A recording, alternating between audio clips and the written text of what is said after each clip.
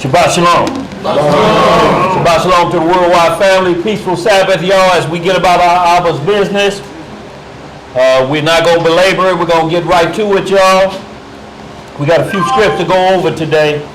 So, y'all, with that, we're going to get our prayer on and get this Sabbath feast going. Y'all know how we do. We turn toward Holy Jerusalem from wherever you are. We'll give just a second. Eva on our way up? She's probably ministering. Okay, well, yeah, she'll come on in. Yeah. Oh, I guess it's on me. Yeah. All right. All right, family. We're going to get this opening prayer. And it is with the Most High's permission. And is in the name of His only begotten and beloved Son, our Lord and Savior and our Redeemer, Yahushua HaMashiach, but we know him as Jesus the Christ, family. Long live the King. Long live the King. Reading in the book of Psalms, in the 43rd chapter, it reads, Judge me, O Yahweh, Yes, sir. and plead my cause against an ungodly nation. O deliver me from the deceitful and unjust man. Yes, sir. For thou art the Elohim of my strength. Why dost thou cast me off? Why go I mourning because of the oppression of the enemy? O send out thy light and thy truth. Let them lead me. Let them bring me unto thy holy hill and to thy tabernacle. Then will I go unto the altar of Yahweh, Yes, sir. unto Yah, my exceeding joy. Yea, upon the harp will I praise thee, O Yah, my power. Why art thou cast down, O my soul? Yes, sir. And why art thou disquieted within me? Hope in Yah, for I shall yet praise him, who is the health of my countenance, Yes, sir. and my Elohim. Hallelujah! Yes, sir. All praise to the Most High. Yes, sir. Once again, y'all, as we get about our Abba's business, today's lesson, y'all make a hole over there, y'all. Y'all got to get on through there. Y'all make a hole through there. John, make a hole through there. Yeah. Y'all, today's lesson, we're going to continue to pound the conscious mind, y'all. We have to get you aware of what's about to take place. Today's lesson, conscious over captivity commerce. Let me repeat that. Conscious over captivity commerce. So y'all, what we want to do is get your mind with the right understanding. Thank you, sister. With the right understanding while we're serving this captivity of 400 years. Yes, sir. There's going to have to be a lot of conscious decisions made when you, so to speak, moving in enemy territory, so to speak. And that's enemy territory would be anybody that does not agree with the law, statutes, and judgments of this Bible. That'd be your own family member. Exactly.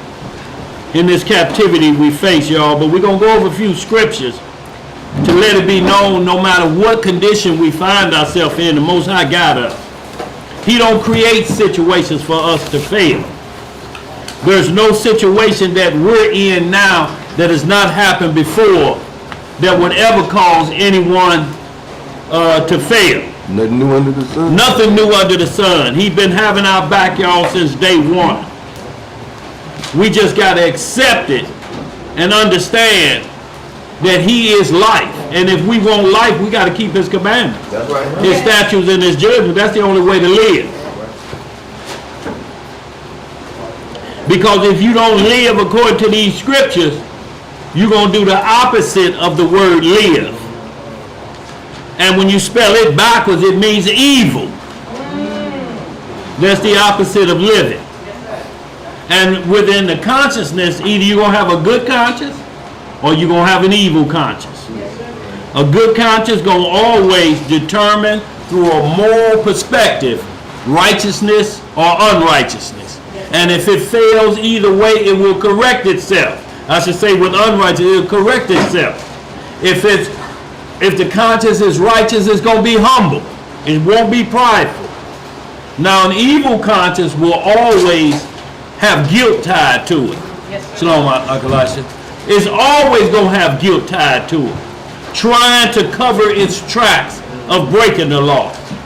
It may start teaching doctrine that eliminates judgment to get rid of that guilty conscience. But it ain't going nowhere because the law is within every human being on this earth. Yes, sir. So sooner or later, you're going to always be battling with it. That's right. So y'all, conscience over captivity commerce. And when we're talking about commerce, we're talking about the many ways that commerce could be brought to you to make you, I would say, jeopardize your soul. You can't sell your soul because all souls belong to the Most High. But you can actually cause a problem for your soul in a sense that you put a value on it. And it ain't always money, y'all. So Zeb gonna hit commerce definition so we can get this class going so you understand the many factions of commerce. But we're only gonna deal with while we're in captivity. Past, we're gonna go to and present as we are, and the future captivity, meaning only the time left on this one we're currently under. So there's still some future left with that. But go ahead, Zeb, if you will. Commerce. Commerce. Social intercourse. What did you just say? Social intercourse. Social intercourse is a form of commerce. They will introduce you to that. They would ask you about putting yourself on TV for someone to look at you for a small fee. Social intercourse.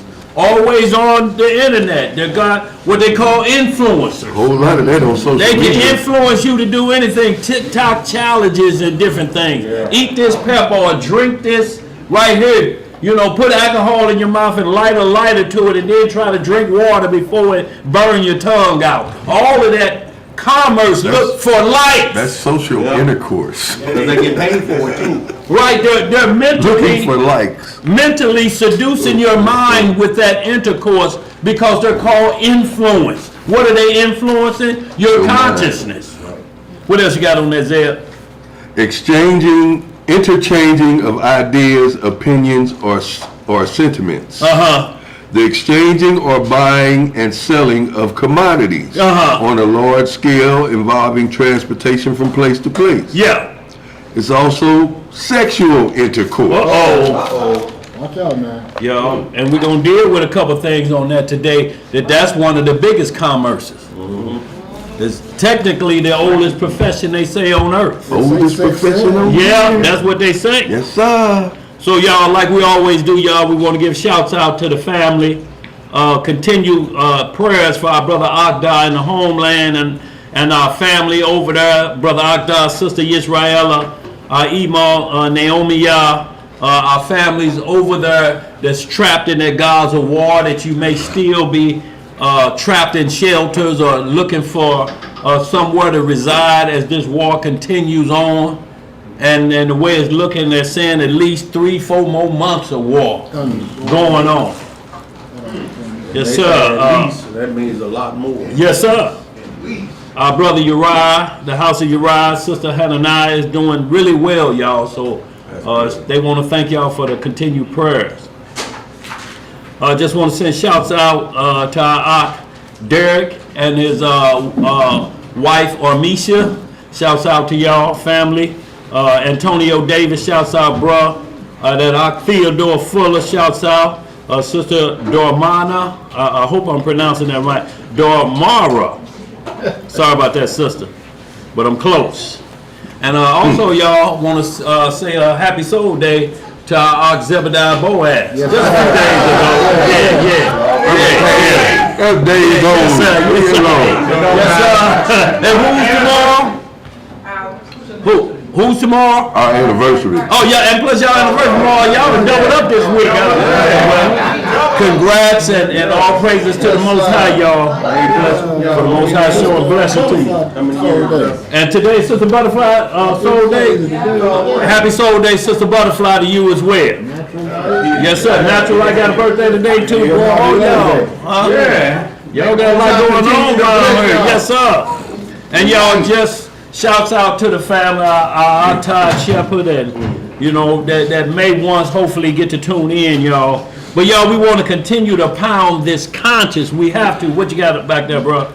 Dale Burkett hit me up early this week, said I need prayer for healing of my body for my trouble with my prostate trouble. Okay, So, brother. Ardell. Yes, sir. No doubt about it, Ardell. Consider it done. Consider it done, bro. And just, follow that advice on that. And bro, watch yourself and, watch your numbers. And we'll pray for you, bro, as we pray for all of our family that needs prayer in this hour. What happened to our brother Micaiah? Did he left out? Also, I want to add my friend Cheryl Rogers. Cheryl Rogers? She was attacked by her student. Was that Oh, over at Normandy? Normandy? Yeah, we saw that. How's she doing? She's a good friend of mine. She's traumatized. I bet she is. Yeah, it's more than a notion, y'all, because of this youth now, they have no respect at all. Yes, kids. And they're battling teachers and, they're carjacking that, y'all. Our youth is out of control, y'all, and this is what we're talking about.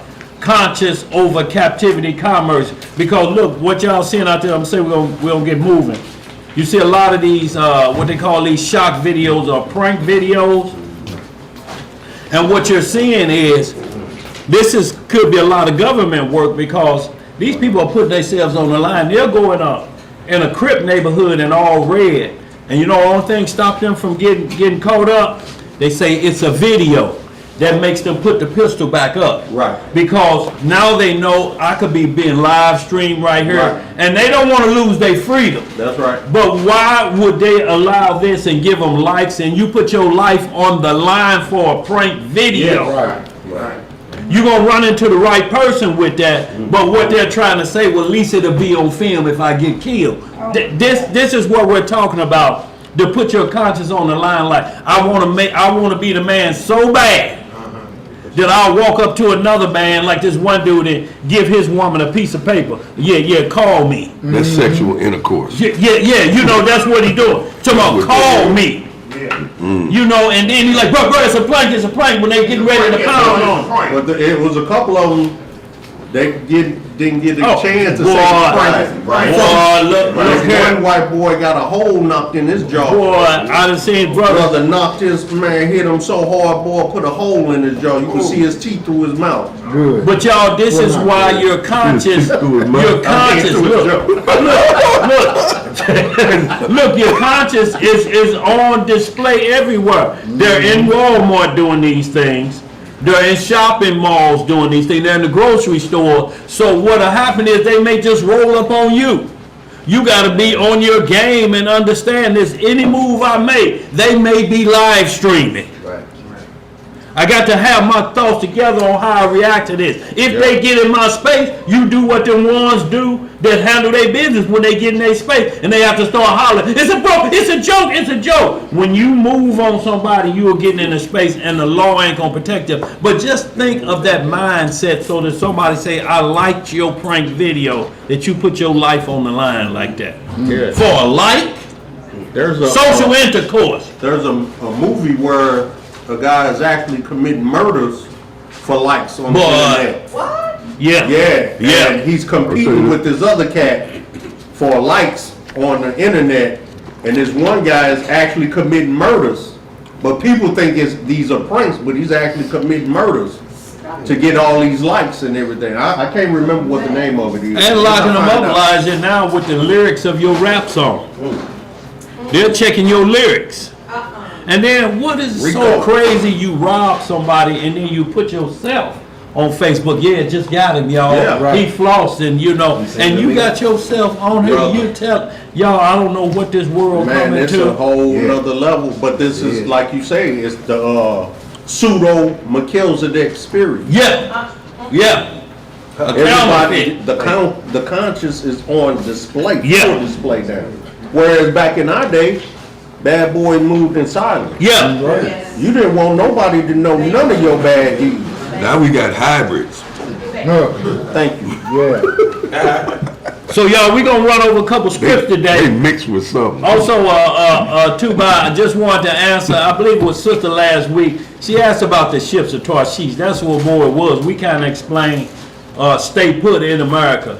But when y'all read about the ships of Tarshish, there ain't no one specific form of a ship of Tarshish.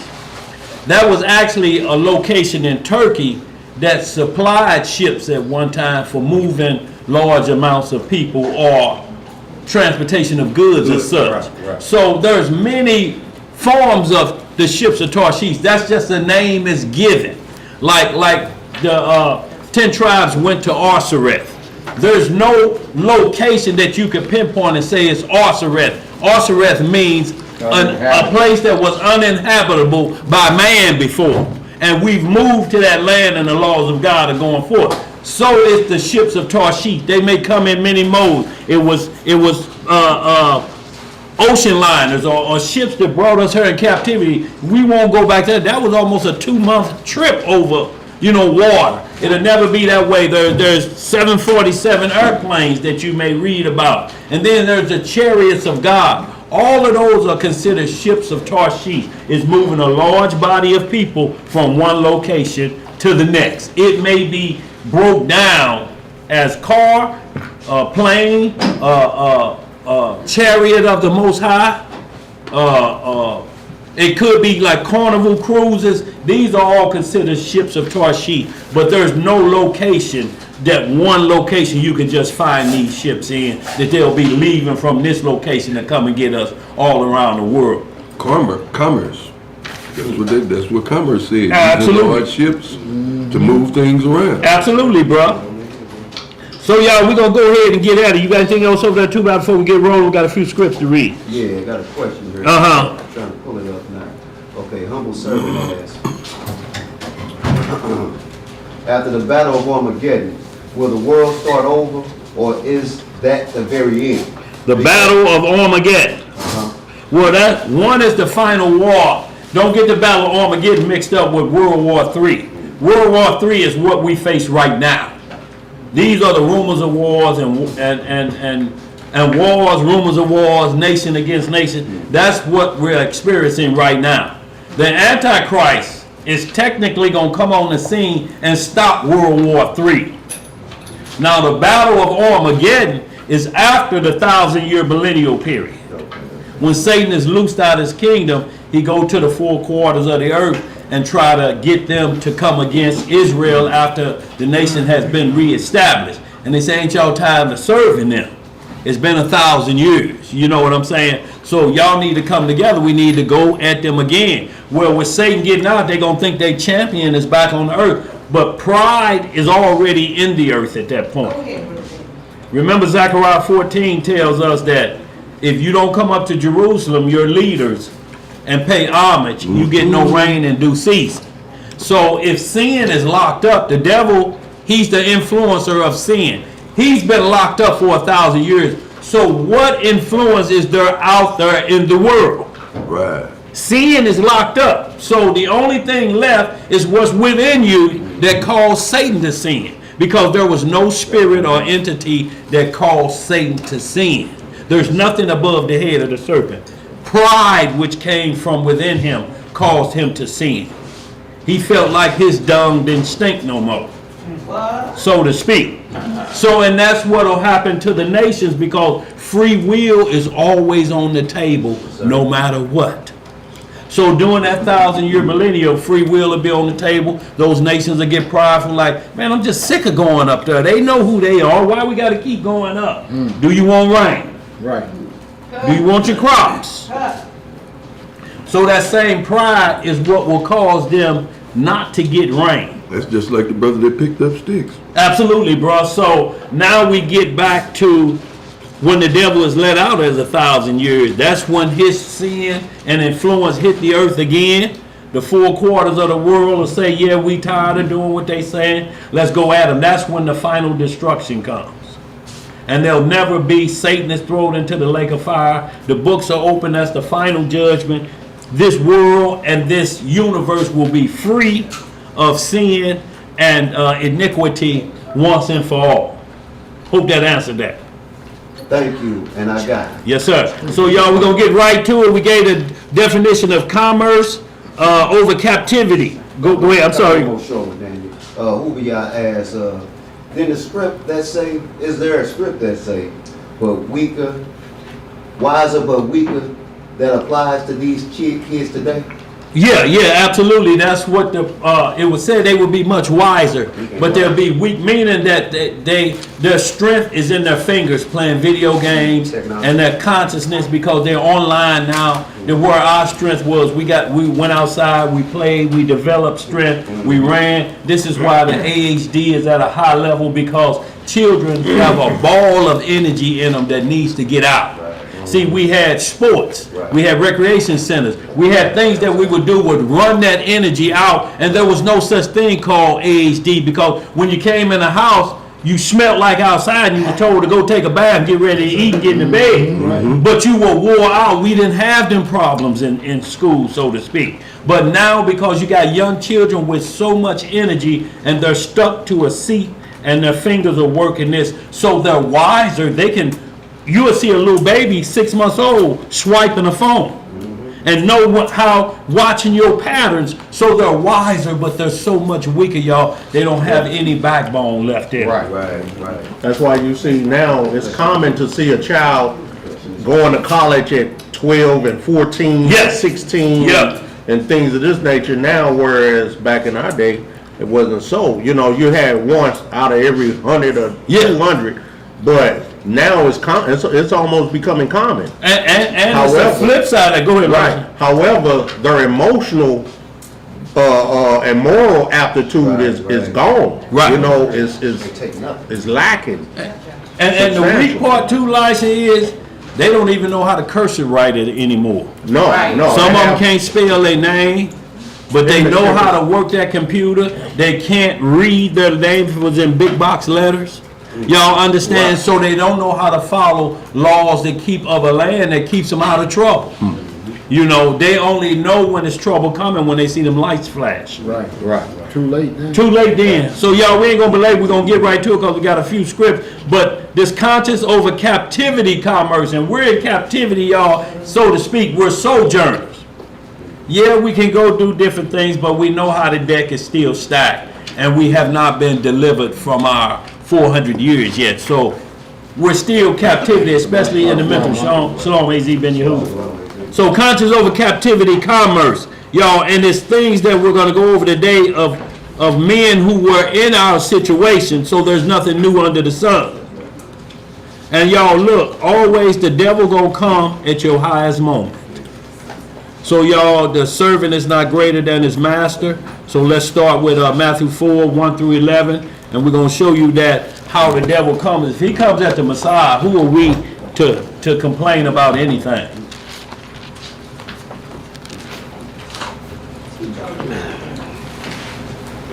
So y'all, how he comes and when he comes, he's coming after that consciousness. Because see, that disturbs you when you go to sleep and ain't nobody else around. See, you can talk tough in public. Right. But when you're by yourself and you're crying, You crying like that, you need to be by yourself. what you say there? Face gonna be tore up too, up, boy. Yes, sir. That's some little weeping. Let's get it, y'all. Matthew 4, 1 through 11. All right, family. We're going to be reading in the book of Matthew, chapter 4. I'm going to start the reading in verse 1. Yes, sir. It reads, Then was Yeshua led up of the Spirit into the wilderness to be tempted of the devil. See, and the Spirit is leading him up. So, y'all, this is when the devil likes to come, when the Spirit is on you. Because if he can get you to sin while the Spirit's on you, it doubles and triples the chances for him of you dwelling in the lake of fire with him. Y'all understand? Mm-hmm. So he's always going to come at your highest moment. Like he came for Ananias and Sapphira as soon as they received the Holy Spirit in Acts the 5th chapter and got them to lie to the Holy Spirit, which is an unpardonable sin. You cannot be forgiven for those sins. You know, so y'all, this is what we have to understand. There are some sins that are off limits. They're death penalty on the spot. And if you disrespect the Most High's gift and you turn that over to the devil, he have no use for you anymore. Let's get some more. Verse 2. Yeah. And when he had fasted 40 days and 40 nights, he was afterward and hungry. And when the tempter came to him, he said, If thou be the Son of Yah, command that these stones be made bread. See, and Satan always gonna come at you with the word first. He has to. To be an accuser, he has to accuse you of breaking God's law. That's what accusers do. Who else's law are he talking about? Right. It's only the Most High's laws he's concerned with. Go ahead. Verse 4. Yeah. But he answered and said, It is written. This is what the Messiah said. Man shall not live by bread alone, but by every word that proceeded out of the mouth of Yahweh. And notice what he said, by bread alone, but by every word. So you still need food, physical food, you understand? Because you have this flesh that's dying. But notice he started off fasting 960 hours. Y'all know how we be struggling with those 24 hours on the Day of Atonement, struggling. This 960 hours, bro. That's a long time. And then so naturally you'll be a hunger when the Spirit comes off of you. And then here he come with this, eat this here, Eat this document. Right. So eat this doctrine. Right. That's what he got. Absolutely. Eat this. Absolutely. So the Messiah let them know, even if you coming with the fact that I know you hungry after you fasted, they'll try to give you food real quick. Ain't no food left around. We got nothing. I'll trade you some food. But like Zeb said, the first thing is trying to trade you doctrine. So eat this Get doctrine. you off of who's got you protected after fasting for 960 hours. You think the Most High will let you do that and leave you hungry when you come back down? You're in full spirit. You're getting power knowledge to even survive for 960 hours. Y'all understand that? Because 3 days without water, you're dead. 2 weeks without food, this flesh is literally dead. You're going to die. So you think about 960 hours, that's what, 72? Ain't even 80 hours really that you'll be dead under just normal flesh rule. Right. Go ahead, bro. Verse 5. Yeah. Then the devil taketh him up into the holy city, and setteth him on a pinnacle of the temple, Right. and saith unto him, Thou shalt be the Son of Yahweh. Read that again. What you If read? thou be the Son of Yahweh, Right. cast thyself down, for it is written. For it is what? It is written. Now this is the devil going to scripture. Y'all understand who we dealing with? The devil is going to go to scripture on you. Go ahead. Verse 6 from the top. Yeah. And saith unto him, If thou be the Son of Yahweh, cast thyself down, For it is written, he shall give his angels charge concerning thee. Right. And in their hands they shall bear thee up. Right. Lest at any time thou dash thy foot against a stone. Lest any time thou dash thy foot against a stone. So he said he got you under every circumstance, you know, and I'll lift you up. You know, me and Elijah talked about this the other day, either dashing your foot against a stone or kicking your feet against the prick, you know, kicking yourself against the pricks. That's like kicking a toothpick. You just don't want to believe it's so bad. It's like kicking your big toe on a toothpick, and the toothpick go between the toenail and your foot. Boy. And then it break off in there. And instead of obeying, you go do that again, and you just keep doing it. When you gonna get to the point you quit kicking against the pricks, or dash your foot against a stone, or like, you know how you be walking and you hit a curb and walk up and bend that big toe back. Boy. You Or what we talking about, that turf toe? That turf toe, or you hit the corner of that bed. Oh boy, look here on the dress. Boy, you just Dash that foot against the stone, cause you going down. Ain't nothing gonna hold you up. You gonna hit the deck, and you gonna be holding that foot and rocking and Prepare for impact. boy, yes sir. You dash your foot against a stone, there's trouble. He said, I'll lift you up in that case. You understand what he's saying? Yeah. Go ahead, bro. Verse 7. Yeah. Yeshua said unto him, it is written again, thou shalt not tempt the Most High thy Elohim. No, you can't tempt the Most High, and that's what he was saying. Jump over here, tempt the Lord, and see if he'll come to you. Messiah said, look, why would I tempt him? He already told me what he gonna do. I believe it. Right. I understand why I'm here. Yeah. Go ahead. Verse 8. Yeah. Again, the devil taketh him up into an exceeding high mountain, and showeth him all the kingdoms of the world, and the glory of them, and saith unto him, all these things will I give thee, if thou wilt fall down and worship me. Then said Yeshua unto him, get thee hence, Satan, for it is written. For it is what? For it is written, thou shalt worship the Most High thy power, and him only shalt thou serve. Go ahead. Then the devil leaveth him, and behold, angels came and ministered unto him. Always, no matter where we read in this script, whenever you go through your trial, an angel will come and minister to you and tell you, good job. That's right. You withstood him. Great job. Yeah. But you see the commerce he come at the Most High with? I'm talking about worldly commerce. I'll give you all these kingdoms and the glory of it. I'm going to give you America at its best. I'm going to give you Britain at its best. I'm going to give you Babylon at its best. You can be the king over all of them if you just bow down and worship it.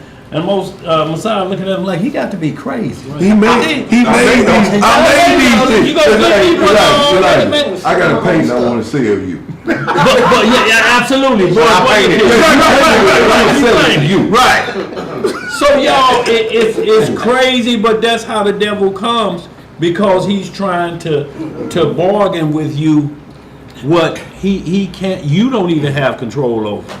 Your soul, you can't bargain.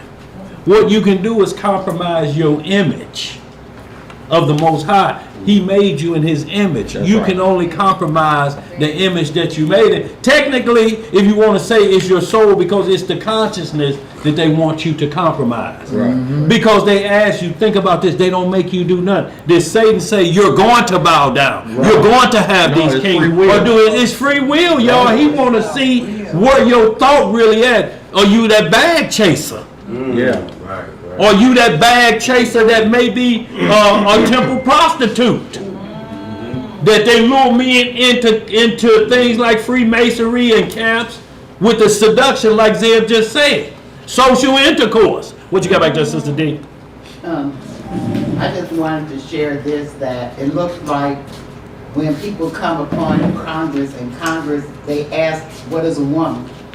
And nobody can tell them what is a woman. Right. They want to be socially correct. Go ahead. And it's just like they're just switching up the definition of a woman. Yeah. And then I heard a lady say, well, if a man transitioned to a woman, he's a woman. How do you And I'm trans- thinking, No, yeah. No, he's not. No. Right. So it's just like you were saying, it's just like everybody is just stepping on the bandwagon just to go along. Yeah. And no one is saying, a woman is a woman. She's got this. A man has this. Right. And that's it. And what it is, sister, it comes down to what you believe, you know, and that's what it's coming down to, this word. Right. This is what it's coming down to, the final denomination. What does the law of God say a woman or a man is? And how they must obey. Go ahead. And see, like the scriptures even speak on that in Isaiah 32, it talks about how in a lot of times that the Shalom, brother, that the liberal will no longer be considered evil because they accept it all and they help promote it. Yeah.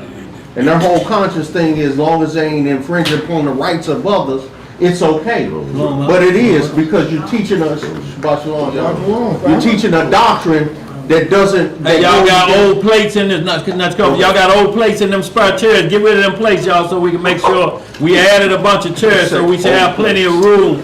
But yeah, the plates y'all finish up, throw it in the trash so people will know they can sit in those spots. Go ahead, License. Finish your piece. But I don't even know where I was. Yeah, boy, look here. Yeah, I'm sorry about that, License. My bad, bro. Them old plates threw him off. Yeah. Playing field with everything confused. Yeah, and y'all, all we're saying is when the devil come, he's gonna ask. He's not gonna tell. He's not gonna force. He's not gonna make you do anything. He's just gonna challenge your consciousness. How bad do you want it? When do you want it? And he's coming to tap in on the weak spot. Your weak spot, whatever that weak spot may be, for whatever it is, that's what he's coming for. And y'all, being in captivity, that already puts us behind the 8 ball. Because he's coming with the things that got us kicked out of the homeland. That's all he's coming with. What got us throughout, because if we keep doing here what got us thrown out, we can't go back home. That's right. Dude, that makes sense? Did you read that verse 11? Did you finish that up, bro? Yes, sir. Okay, yeah, let's go ahead, y'all. We're going to the law. And we just want to get some understanding of how to treat your brethren, because in captivity, that's who you're going to be mostly around. And number one law, y'all, for us is first, love the Lord with all your heart and soul. All your might. Second is that it's to love your brother and your sister as yourself. Just like how you wanted to be treated, you'll treat your fellow brethren just like that. So we got to go over the law of Leviticus, we're going 26, and because it's the captivity law, Shalom Maglio, it's the captivity law that where we must go over that when we're in there, how to treat our brothers, y'all, because we'll get beside ourselves. And we'll treat our brethren bad, y'all, but what we're talking about is our brethren who's on this doctrine, Right. this gospel. Yo, your brethren, we ain't talking about skin folk. We're talking about spiritual kinfolk is your brother. Who is my brother? Who is my mother? That's what we're talking about. My father now. We ain't talking about no melanin movement. No. Go ahead, bro. Family, we're going to be reading in the book of Leviticus, Uh-huh. chapter 26, and we're going to start the reading in verse 27. Give everybody a second to get there. Time's up. Yes.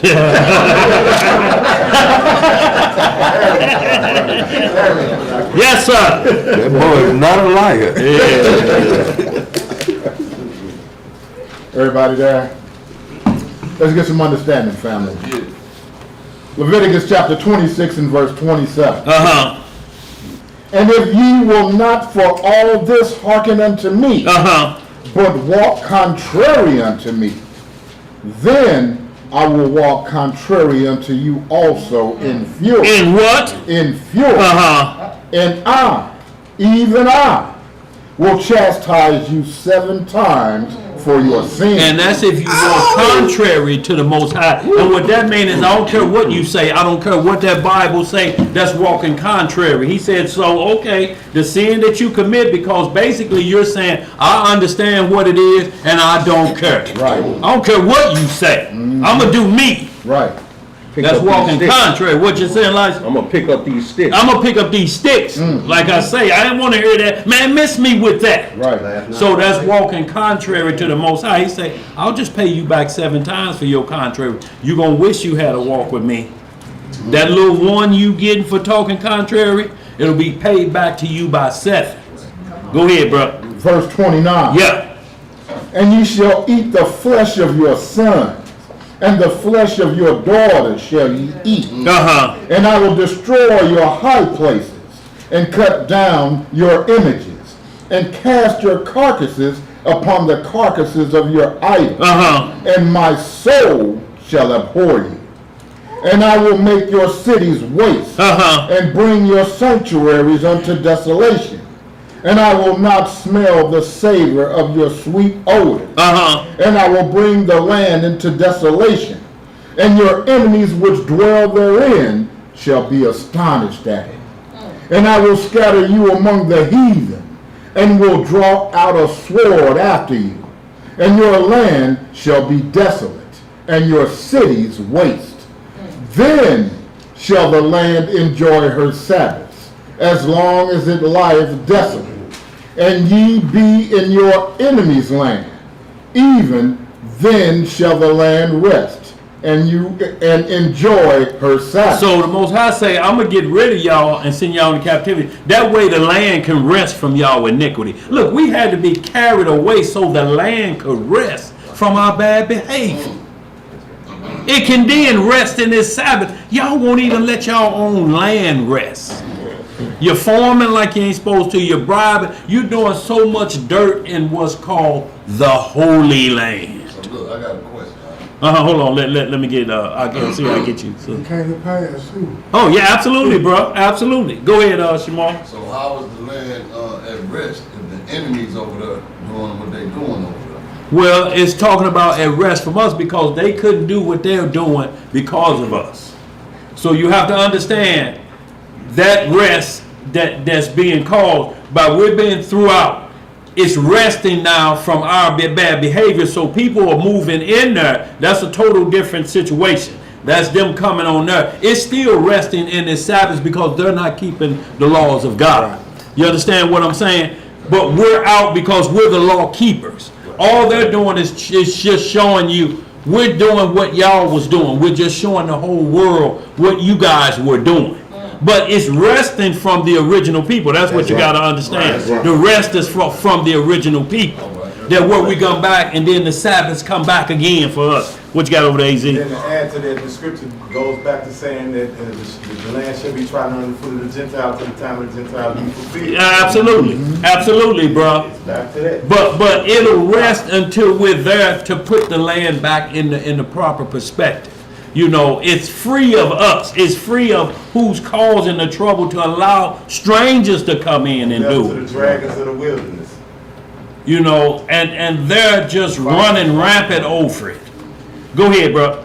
Verse 35. Yeah.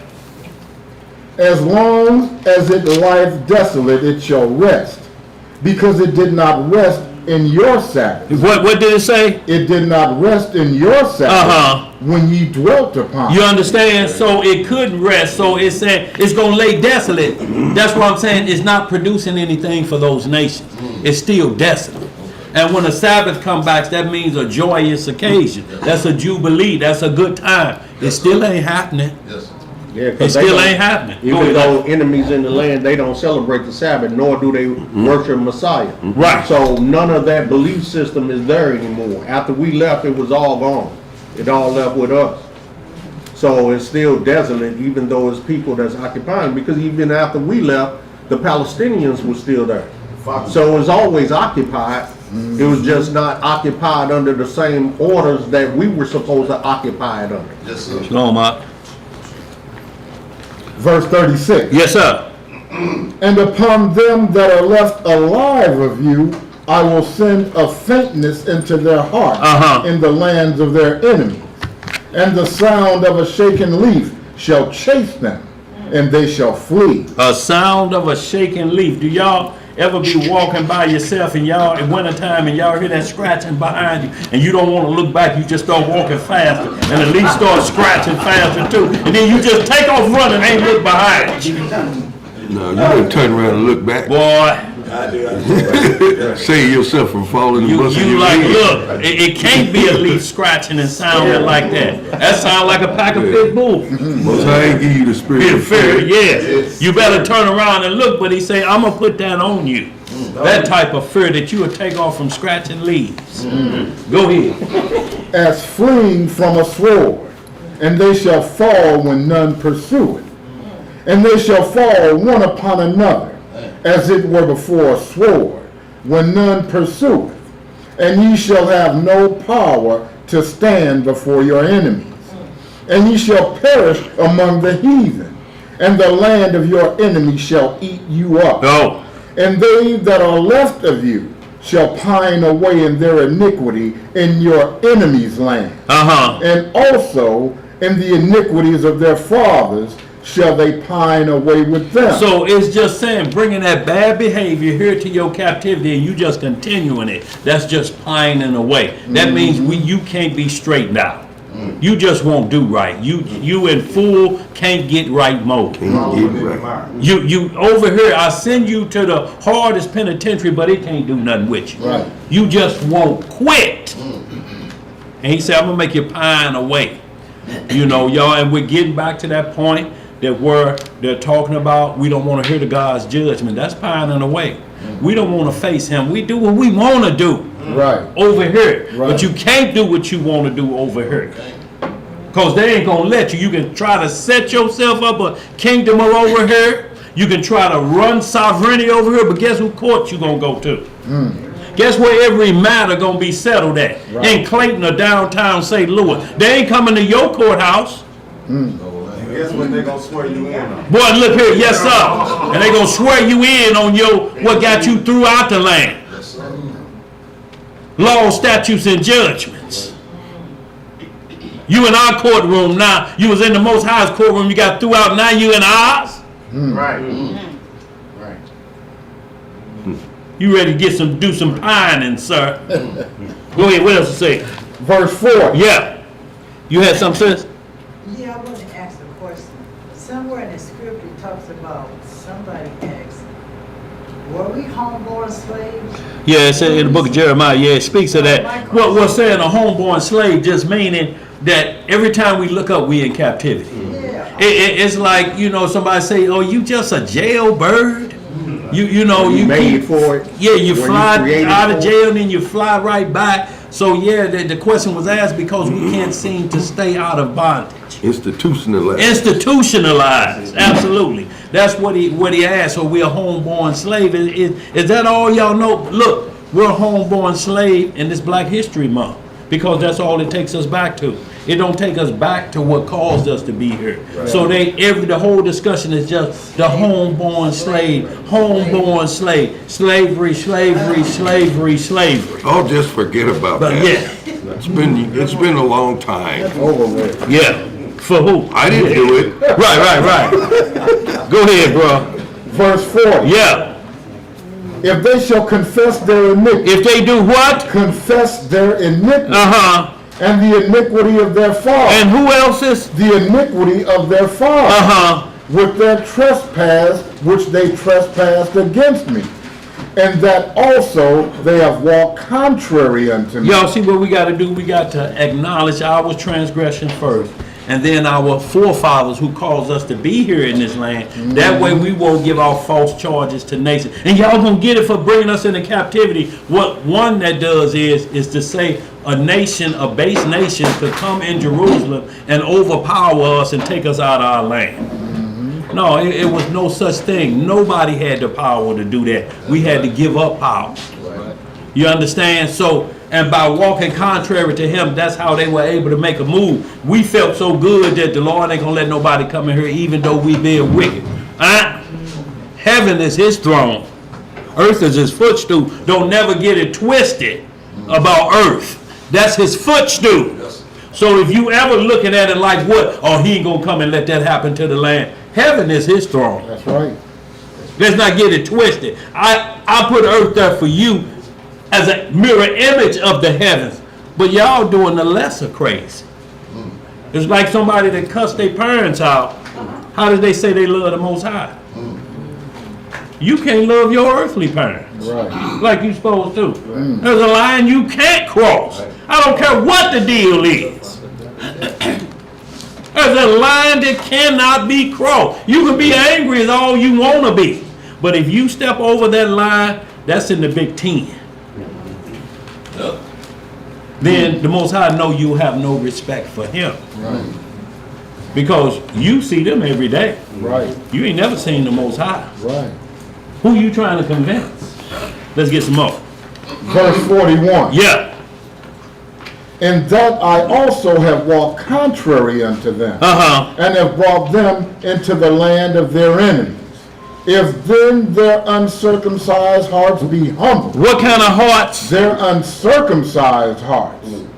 And they then accept of the punishment of their iniquity. See, we got to accept this, y'all. Blaming other nations without putting it in perspective. This is what causes them groups out there to come after Israelite groups and attack, because you're not acknowledging the iniquity of your father. Right. You're acknowledging the furthering of the affliction of this nation, but you're not saying what caused it. Right. We caused it. So when you refuse to accept your own punishment and try to point the finger at somebody else, that's what makes them compound the problem even further, because they say you just won't come clean with you. You're trying to do middle ground, so to speak. You're at second base. You have to acknowledge what our forefathers did. That way you'll readily accept the punishment that we're in now. If you don't, you're going to try to be finding ways to get out of this. Right. You'll try to join another religion. You think you can get some commerce and buy your way out of this Deuteronomy 28. You understand? Because you won't acknowledge what your forefathers did. And then you think I can sneak back into the land under somebody else's name and the Most High won't know it. Right. You know the hairs on your head. Boy, look here. Go ahead, bro. Or lack thereof. Oh, lack thereof. Go ahead. I didn't say it. Why you gonna talk about Go ahead. Go ahead. I got a little bit. And they will accept of the punishment of their iniquity. Then will I remember my covenant with Jacob, and also my covenant with Isaac, and also my covenant with Abraham will I remember, and I will remember the land. So he said, then I will remember the land, but it's the covenant. Y'all have to understand, nothing after Abraham received that covenant, the world has nothing else it's concerned with. Inside of that covenant is the repairer of the breach, the Messiah coming inside of that covenant. And the promises that was given to Israel. Y'all got to truly understand that inside those promises is obedience, not disobedience. You can't keep a promise disobedient. You understand? I'm promising y'all this. Just do what I tell y'all.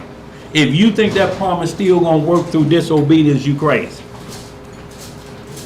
If you do, then you're like a parent that you tell a child, look, no, what I'm gonna buy you a new pair of shoes for, and you bringing me home damn foods from school, D's and F's. Yeah, you keep bringing them home. Why should I do that for you, so to speak? Bring something in here to let me know you're learning, you're understanding, you want to do right. I can't reward you for bad behavior. That's right. Let's get some more. Verse 43. Yeah. The land also shall be left of them, and shall enjoy her Sabbaths, while she lieth desolate without them. And they shall accept of the punishment of their iniquity, even because they despised my judgments, and because their soul abhorred my statutes. See, when the soul abhor his statutes, that means, man, miss me with what that Bible's saying. We on a new higher thought process. Man, we're leveling up to something higher than the law, statutes of the Most High. You talking about what you're telling us is we finna do the iniquities our forefathers did. And I done elevated. Yeah. How high is that? You ain't leveled up, you just deviled up. Right. Go ahead, bro. Verse 44. Yeah. And yet For all that, when they be in the land of their enemies, I will not cast them away, neither will I abhor them, to destroy them utterly, and to break my covenant with them. For I am the Most High, their Elohim. So he's saying, look, I still made a covenant with you, and that was a promise. I still can't break my promise. Right. I can't put you in captivity because your neighbors will be saying, your God put you in captivity so he can break his promise he made to you. So he like, no, it's a group of y'all that understands this, that acknowledges the problem why we here. He say, my promise is still to y'all. Because that's who it was, to the obedient, no matter where we at. Exactly. Go ahead. Verse 45. Yeah. But I will, for their sakes, remember the covenant of their ancestors, whom I brought forth out of the land of Egypt in the sight of the heathen, that I might be their Elohim. I am the Most High. Yes, sir. These are the statutes and judgments and laws which the Most High made between him and the children of Israel in Mount Sinai by the hands of Moses. So we see here, we got our understanding that when we're carried away captive, you want that hand, that iron hand off of you, acknowledge what our forefathers did. And then you won't blame nobody else. You will stop that straining at a gnat and swallowing a camel behavior and blaming the nations for putting you in this position. Right. No, and you won't mention what your forefathers did. Right. Well, guess what? The nation's gonna do it. They do it all the time. They don't care about you, the police killing your son, and then you giving them pictures of him graduating from kindergarten. There he is. He 21 when they kill him, and then you give him a picture of him graduating in kindergarten. No. They told me, no, we want to go back to where he was like this. Grab his Facebook post. Right, right. Grab his consciousness. His consciousness so we can let the world see it. And there he is with that pistol. Like this, holding stacks of money. Yeah. And they got no employment. Yeah, had the middle finger up. Straps and stuff. Loan gauges and ain't got no money. They like, this who we talking about. This who won't acknowledge the iniquities of his father. This why we had to kill him. That's my man. Yes, my man now. Now y'all may get a little change out of this, but we ain't sending them, the police, to the penitentiary for what y'all did at home and keep doing it. We ain't gonna do that. And we'll pay for the funeral and stop his mama from crying for a little while. But that's all y'all gonna get around her. That's it. Let's get into it, y'all. We're gonna deal with the situation when we get into the intercourse, commerce, that where your soul is being challenged, the law or do this or else. You in slavery. The master wife come and say, lie with me or I'm going to tell you did it anyway. What's on the table right there after the words like freedom of living, because death is on the table. You got to start thinking immediately, well, I'm going to die anyway. If I do it, I'm going to die. Same scenario with Mandingo. Same thing in Mandingo when he did it and the baby born. And they telling the slave master, no, you don't want to go in there and see the baby. You don't want to see the baby. Wait a minute. Well, why not? Yeah, why not? You know, it's like, look, he got a little suntan on him. And a Jerry curl. And a Jerry curl, you know, and you don't want to see what you think is your son. And then he started boiling that pot of water for him, and he got a pitchfork. And now he's trying to explain, Master, you know I've always been a good servant. Master, you know I'd never go against you. He's like, but you just had a baby come out of my wife's womb. What do you mean? Master, you know I've always been a good servant. No, this right here say different. He served her well. Right. Right, so at that point, death is on the table because, you know, you have to make some decisions that you rather stay in this life of hoping the master don't find out and have a guilty conscience the rest of through slavery or whatever happened, that he never finds out, how that's going to fare well with you through going through that, knowing that any day he could find that out. So at that point, you have to make a decision and say, no, I won't break the law of God here even under them circumstances. I don't care how much power you got. You're going to kill me anyway. At least I die for the Lord. That's right. Keeping his commandments. And my chances at judgment day go up 100-fold. That's right. Y'all, but we got this point to where what we see on TV, it starts to be a measuring stick for it. You got the paper, you can get this. You got the paper, you can get that. What you got, AZ? It's okay to lose to win. Boy, that's what they say. Right. Lose your soul to win. And y'all, when we talk about losing your soul, doing something that makes your name get scratched out of the book of life. If the Messiah do this and he running his finger, I don't see you. I know you're not. Could you look again? Can you look again? Wait a minute. Can you look under my street name? I know you're not. Can you look under? No. Your name ain't in here. I know you're not. So that's how you can compromise your soul. You could compromise it out of the book of life. Done. That's what the devil coming for, to get your name removed. Everything you own in the box to the left. To the left. Yes, sir. It's okay to lose this world to win eternal salvation. Absolutely. That's the side he's trying to get you to not understand. That this is all vanity when you look at it. Because it's going away. Can't take Don't never put trust in it like you can take these riches with you if I die. Or you can buy this skin into immortality.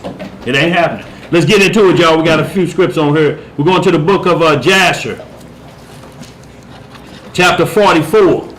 We'll start about verse 12. And this is Joseph after he was promoted to second in charge of Egypt. And he had to face a serious situation, y'all. I'm talking about, we just talked about Mandingo, who was just a field hand slave and called in. And then this is one that's in corporate. He in vice president status. Right. Prosperous man. Prosperous. You know, Pharaoh like him. But when you in captivity, there's always that power over you that's saying, you know, how bad do you want it? And see, you know, this the highest you're going to ever get in this land. You will never overtake the head of this land. Right. You're going to always be the tail. Once you forget that you can become the head in this land, you losing your mind. Y'all understand? Because you're in captivity. Go ahead, bro. Book of Jasher. Hey, hold on. Go ahead. I just want to tell you what I do it. Go ahead. Get that Jasher, bro. Book of Jasher, chapter 44, verse 12. And the Lord was with Joseph, and he became a prosperous man. And the Lord blessed the house of Potiphar Yep. for the sake of Joseph. And Potiphar left all that he had in the land of Joseph. Hand of Joseph. And Joseph was one that caused things to come in and go out. And everything was regulated by his wish in the house of Potiphar.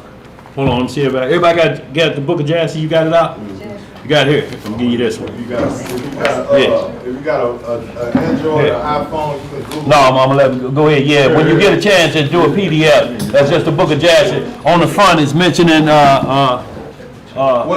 Samuel 1:18 and Joshua 10:13. It tells us to read out of the book of Jasher. No, I got the big one right here, so I'm good.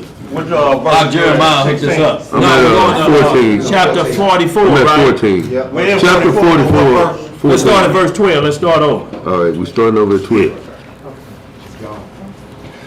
Anybody else need the book of Jasher? Y'all Google a PDF. You got it? You need it? Okay. Everybody got a smaller one? Here you go, sir. Yeah, y'all. Okay. Yeah, we got the big boy, so, okay. You ain't got yours right there? Yeah, I got that one too. Yeah. What page you on now? Yeah. Yeah, we had 322. Go up to 4, chapter 44. They're gonna be kind of small. I'm gonna tell you exactly what page. Chapter 18. Yo, they chapter. They good. They good. Chapter 44. The verse is just small. Okay, y'all, we good. Y'all, we like to read with everybody so the understanding goes forth together. Y'all understand? If y'all got them smartphones, put them to work. You can always do Jasher, Book of Jasher, PDF. Yeah. If it ain't that smart, then you need to get a new one. Right, absolutely, bro. Got that special school phone. Yeah. Go ahead, bro. 3, 1. Let's get it, y'all. Book of Jasher, chapter 44, verse 12. Pull it out. And the Lord was with Joseph, and he became a prosperous man. And the Lord blessed the house of Potiphar for the sake of Joseph. So how did Potiphar get blessed? For the sake Through of Joseph. Joseph. See, and this is what we're talking about. When you're carried away captive, the land where you at, they prosper off of you. That's how you know you've acknowledging your forefathers' sins and yourself, because that nation around you is prospering. Y'all, in a lot of land, a lot of abolitionists, a lot of people were prospering off of Israel. Y'all have to understand, there were some millionaires coming out of slavery. How you think they Hebrews become millionaires? Because they were so prosperous for their slave owner. The slave owner wrote them in their will. This goes to him. I'm giving his freedom with this much land and all of this. And then we had a lot of people, man, you be like, where they get paper like that from? In slavery. A lot of them, y'all, they were prosperous. They like, I got God's people, I'm going to treat them right. That's right. You know, but that was based off of us. There was one slave owner that left all his slaves in his will $150 or something upon his death. Boy, $150 Each back then. slave got $150 and a parcel of land. We're talking about that late 1800s, $150. Y'all, if boy, that's today, $150 back then. No, that's closely, roughly around 200,000-300,000, bro. Easy. You go get you some stuff to do, And the land. to till your land with. Remember, we talk about what you could do with a quarter in the 70s. Around at Nelson's Food Market. That's plenty packs of non-lated Chico sticks. Man, Onions. candy was a penny. Penny candy, yeah. Candy. Fiestas back then. $1 get you 100 pieces of candy. Honey bun. Why ain't got no damn Yes, sir. Well, pizza? y'all reminiscing, ain't you? Why ain't got no damn pizza? Right, yeah, right. Verse 13. And Potiphar left all that he had in the hand of Joseph. And Joseph was one that caused things to come in and go out. And everything was regulated by his wish in the house of Potiphar. And Joseph was 18 years old. Y'all see that? Young man handling business. Running commerce. But y'all see this in the big companies now. The vice president, almost all of them are always Hebrew. The number one stock exchange guy that ever hit it was this dude named James Black. Man, you talking about running that stock and things like that. They always got us in second in command. But you can't have the head. Daniel's in Babylon. You can't have the head. Vice president is all you getting in this land. Get your head took off. Get your head took off. Yes, sir. Go ahead. And Joseph was 18 years old, Uh-huh. a youth with beautiful eyes and a comely appearance. Uh-huh. And like unto him was not in the whole land of Egypt. Brother was handsome. Yes, sir. At that time, whilst he was in his master's house, going in and out of the house and attending his master, Zalika, his master's wife, lifted up her eyes toward Joseph, and she looked at him, and behold, he was a youth, comely and well favored. Oh my goodness. And she coveted his beauty in her heart. What did she do with that beauty? Coveted his beauty in her heart. Uh-huh. And her soul was fixed upon Joseph.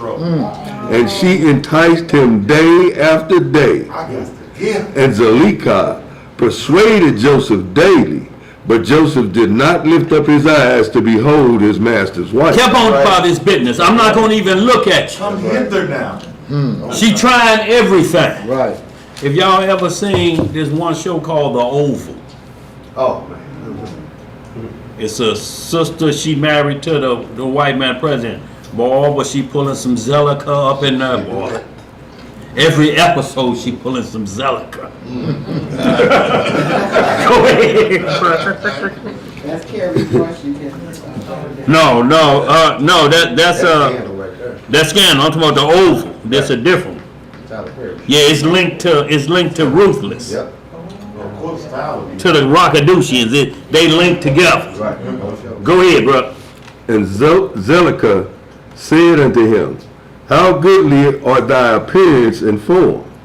Truly, I have looked at all the slaves, and have not seen so beautiful a slave as thou art. And Joseph said unto her, surely he who created me in my mother's womb created all mankind. So Joseph saying, look, I ain't, come on now, you know, I mean, there's a lot of other handsome men in there. She like, look, I done been around there to that Israelite dungeon around there. I've been looking at all of them. Ain't none around there. Yeah, I've been looking at all of them. No, the average one look like Bill Duke crying in car wash. Yeah. Oh, this what we're talking about, bro. Look, you second in command, you done been promoted. Does the devil make you think, well, all you have to do, get her and then have him executed, and then you gonna move up to number one in a crime? Crime, in a crime. See, when you get to your highest level, second in command in Egypt, I want y'all to understand what this Pharaoh loved Joseph so much that when Jacob died in Egypt, and he said, I need to take my daddy back and bury him in Abraham's tomb that was purchased for him. Pharaoh put out a proclamation. He said, if every individual ain't standing outside, when that funeral go by, you gonna die that evening. Just like how you see in Mississippi, you don't see it around here, but if you go to Mississippi and a funeral happen, everybody stop and pull their hat off. And you better pull over. And you better pull over. I don't care what side of the street you on. You pull over. And let that funeral pass. We messed up and did that. Didn't understand the protocols of funeral procession down in South, and we was in the Mississippi Delta. Yes, sir. And man, the funeral was on the opposite side. Y'all didn't pull over like. Man, didn't pull over. We riding like, man, that must be a funeral. Man, next thing you know, whoop, whoop. Yeah. Like, man, what we getting pulled over for? Man, that cop say, hey, you must not be from around here. Yeah. He said, but the next time you ever see a funeral procession, you pull your ass over. You pull over? They cut through the procession around here. Boy, look here, even if it's that. Perception off around Even here. if it's that. But like, yeah, around here though, they'll cut in the funeral to get over. You can see them battling, trying to get to that exit. And you looking at them, you like, man. You see my blinker on? Boy, they blink, and they will force their way into the funeral and get over and get off. Yeah. You gotta pull over for a Freemason wicked bastard. Boy, look here, we don't know that. You don't know that, do you? I mean, ain't no thing on the hearse that say it's a Freemason in the coffin. That's my point. So, but what I'm saying is, so since you don't know, it's just the respect and honor that a living dog may have straightened his life out at the end. We don't know, so respect is warranted. Because in that case, all have fallen short of the glory, then you don't have to pull over for nobody. Because who you gonna say was good enough for you to take your hat off for? Right. Who you gonna say? Which one you gonna say? Right. That's right. Let's get some more. That's why in the book of Jude, Michael the archangel didn't come at Satan with a railing accusation. He just said, man, get out the way. I'm here for Moses' body. I ain't got time for that, man. Just get out the way. He didn't have to do no disrespect or nothing like that. Just looked at him like, hey, you remember the war in heaven. Now get out of the way. I ain't saying here to black and white. No, not for this. Go ahead, where we at? Verse 18. Yeah. And she said unto him, how beautiful are thine eyes, with which thou hast dazzled all the inhabitants of Egypt, men and women. Y'all see this? Do y'all understand? Men and women are whispering.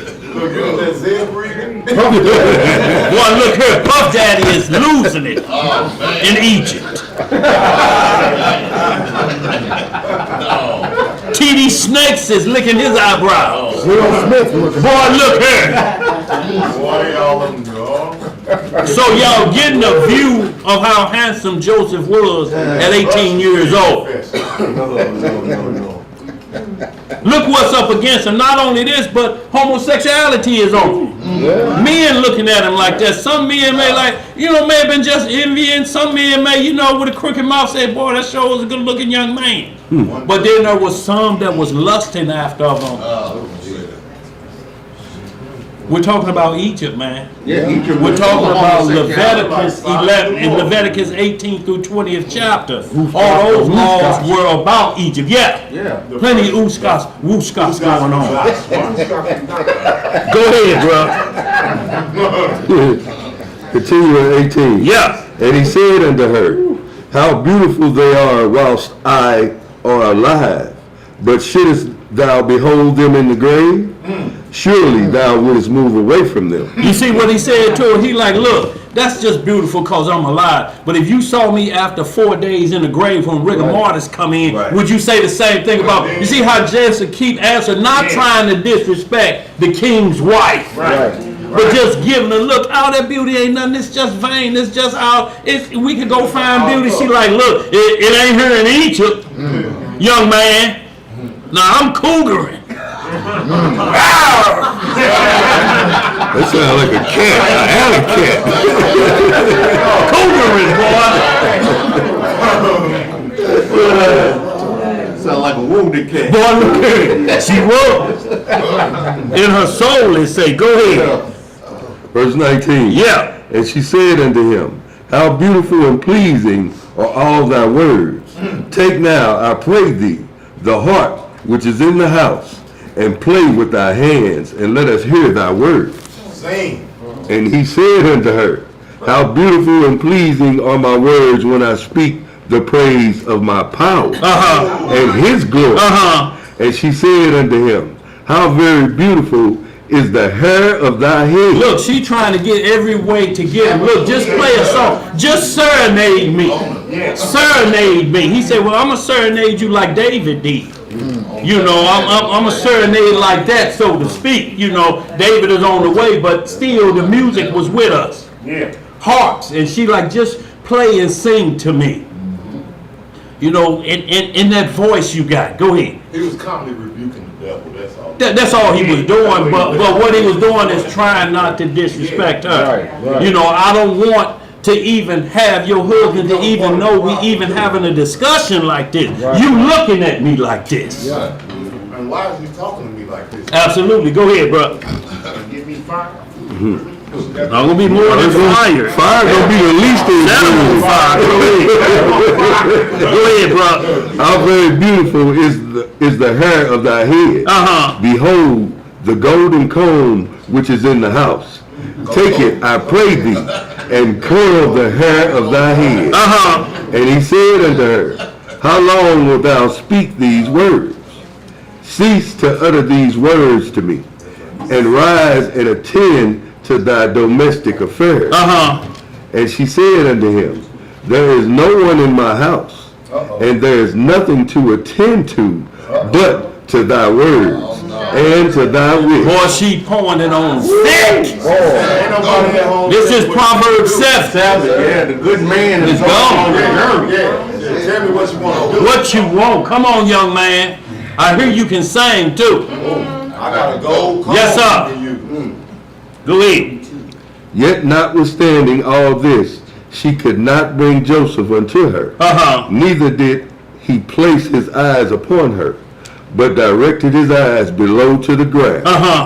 And Zelicah desired Joseph in her heart, that he should lie with her. That he should do what? That he should lie she with go her. on farther now in her desire. Now she picturing some things. Committing adultery. Go ahead. And at the time that Joseph was sitting in the house doing his work, Zelicah came and sat before him. And she enticed him daily with her discourse to lie with her, or even to look at her. But Joseph would not hearken to her. See, what she did is she pulled that, what was that, fatal attraction? What was the girl sitting in front of him and uncrossed her legs? She was pulling that. What was that? Yeah, what was that? Glenn Close. Y'all know the one movement. Sharon Stone. What? Basic Instincts. That's absolutely. Ray Jones did that too. Her too. Her too. Saul Shay, huh? Yeah. Somehow it was a little bit different. Yeah. The house was different. Boy, look here. Trying to strange. Go ahead, bro. I ain't know a gay man. Yeah. Lord. Verse 23. And Zelicah desired Joseph in her heart that he should lie with her. And at that time that Joseph was sitting in the house doing his work, Zelicah came and sat before him. And she enticed him daily with her discourse to lie with her, or ever to look at her. But Joseph would not hearken to her.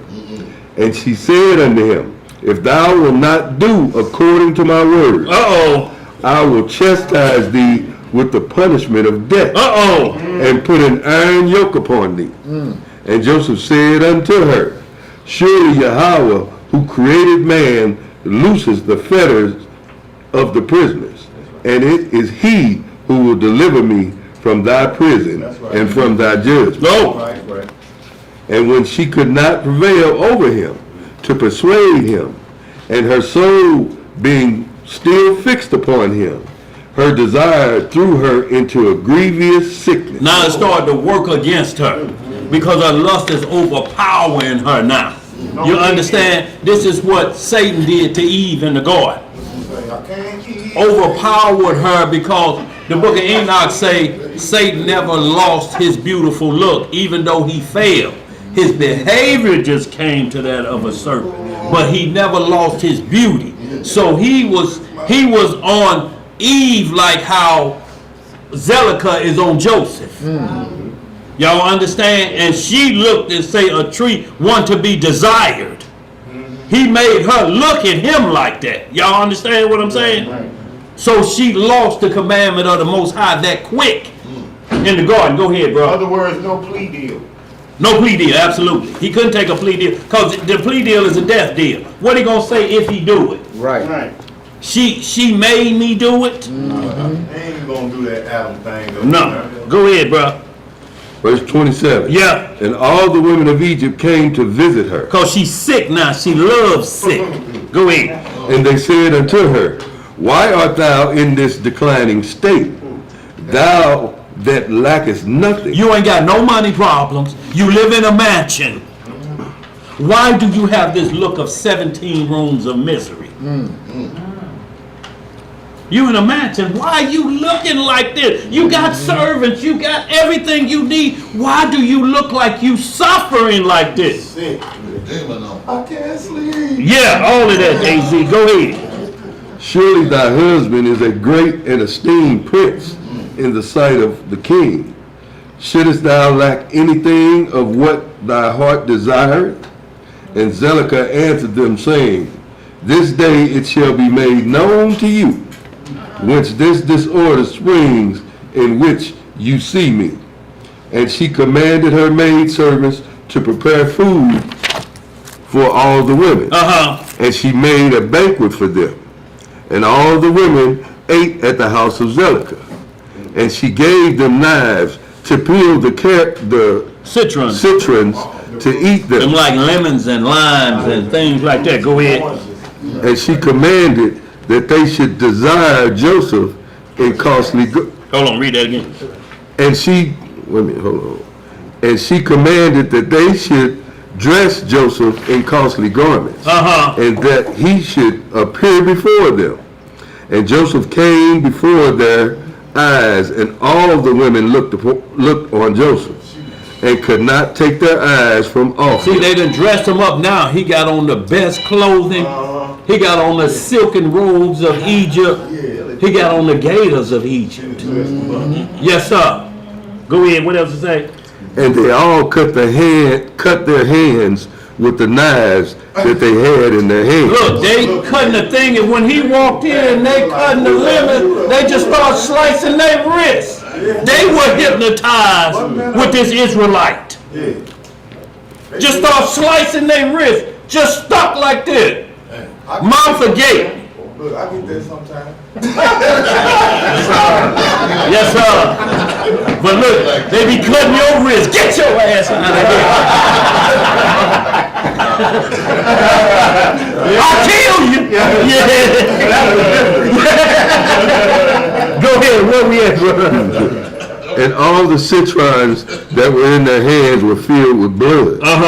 And they knew not what they had done, but they could continue to look at the beauty of Joseph, and did not turn their eyelids from him.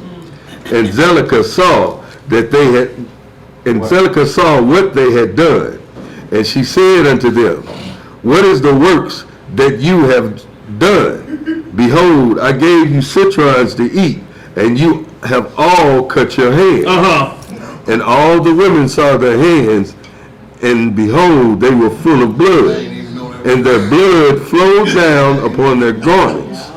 And they said unto her, what they say, bro? This slave in your house has overcome us, and we could not turn our eyelids from him on account of his beauty. So we want y'all to understand this is how Lucifer appeared unto Eve. This same beauty, y'all, this same thing. That's why Isaiah 53 say the Messiah would not come looking like this. He came as a plain. That don't mean he's ugly. He just say he gonna be a common man. He ain't gonna be scrapping and, 6'8" built like Karl Malone or some, a power forward on the Utah Jazz. You know what I'm saying? He ain't gonna come looking like that because women would do the same thing. And some men. Just like we see men too, you understand? That got to be the Messiah. It's what Hulan Mitchell used. If y'all look at his little video, he said, ain't I'm handsome, y'all. He talking to men and women out there too. They like, yeah, ain't these eyes crazy, y'all? And he primping and looking to the side, men and women lusting. He had both men and women. Yes, sir. Now we got this new nigga one. Yes, sir. Turtle head. Well, it's King Yahweh. Question. I heard that Negro speak. Yes, sir. We have. Blasphemy. Man, but he speak like He's slow. he just came out of kindergarten. That's all it takes. That's all it takes. They're chasing the beauty. Look, every woman, the woman saying, I don't even know how I'm going to interview you. I don't even know how I'm going to interview you. Do you understand everything that they were saying had nothing to do with his words, but just how he was looking to them? They were just on him about his facial features. Yes, sir. Yeah, he had that question mark looking in the back of his head, but a turban hide that. Go ahead. Verse 33. Yeah. And she said unto them, surely this happened to you in the moment that you looked at him. And how could you not, wait a minute. And she said unto them, surely this happened to you in the moment that you looked at him, and you could not contain yourselves from him. How then can I refrain when he is constantly in my house? And I see him day after day going in and out of my house. See, like, look, if y'all almost cut y'all like Dr. Kevorkian up in here. It's assisted suicide up here. Y'all slicing wrists. What y'all want me to do? And he in here every day handling his business. Like, this is why I'm sick. Go ahead, bro. Look at y'all. How then can I keep from declining or even from perishing on account of this? And they said unto her, thy words are true, for who can see this beautiful form in this house and refrain from him? And he is not thy slave and attendant in thy house.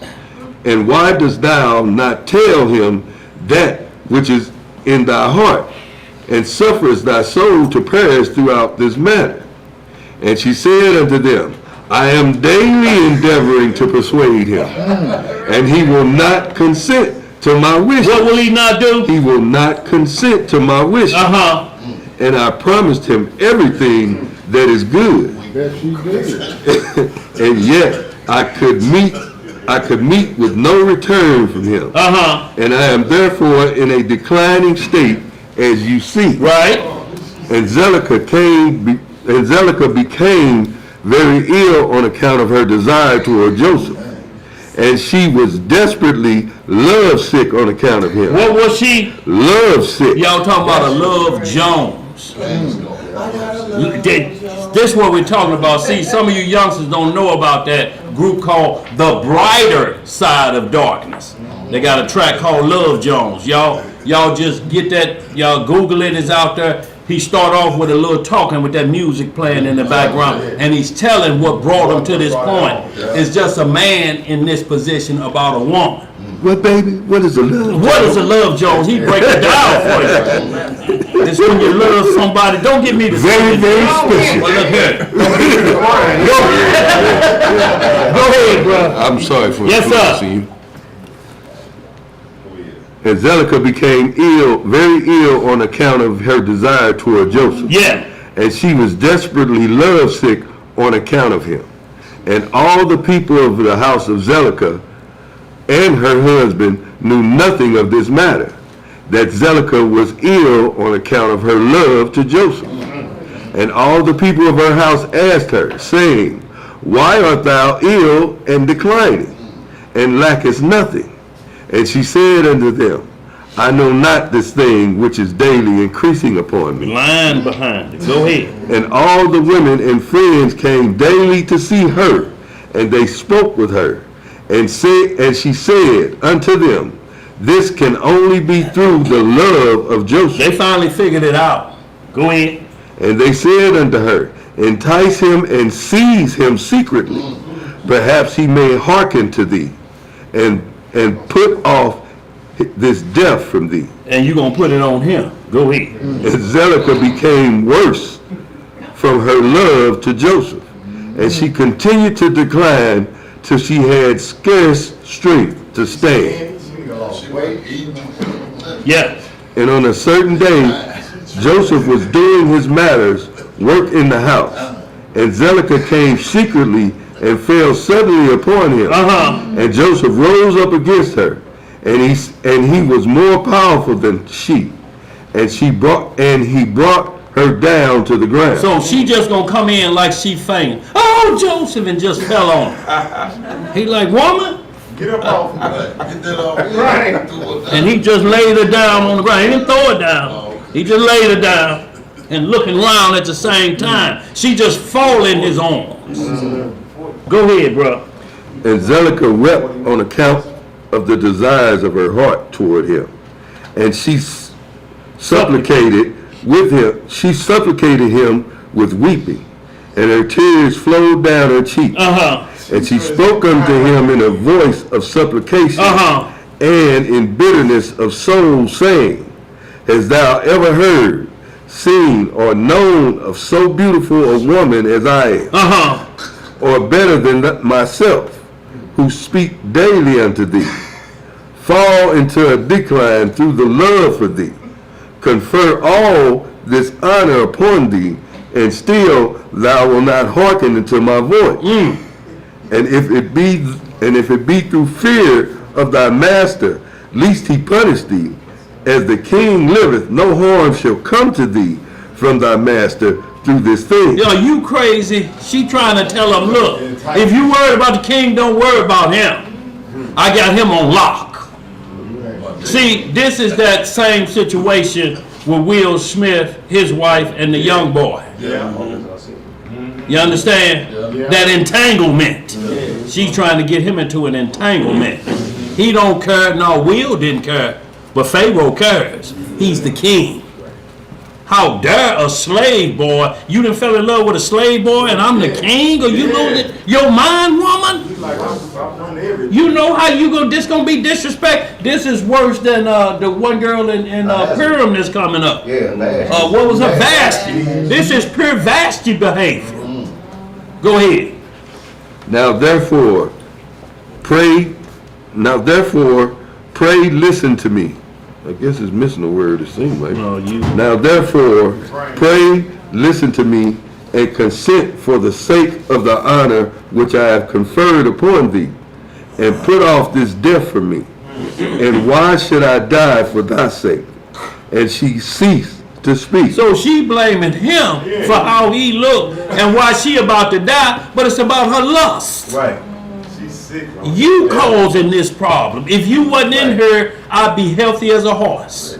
But it's you, how God made you. You make me sick. You make me sick. Literally. Literally. Go ahead, bro. And Joseph answered her, saying, refrain from me, and leave this matter to my master.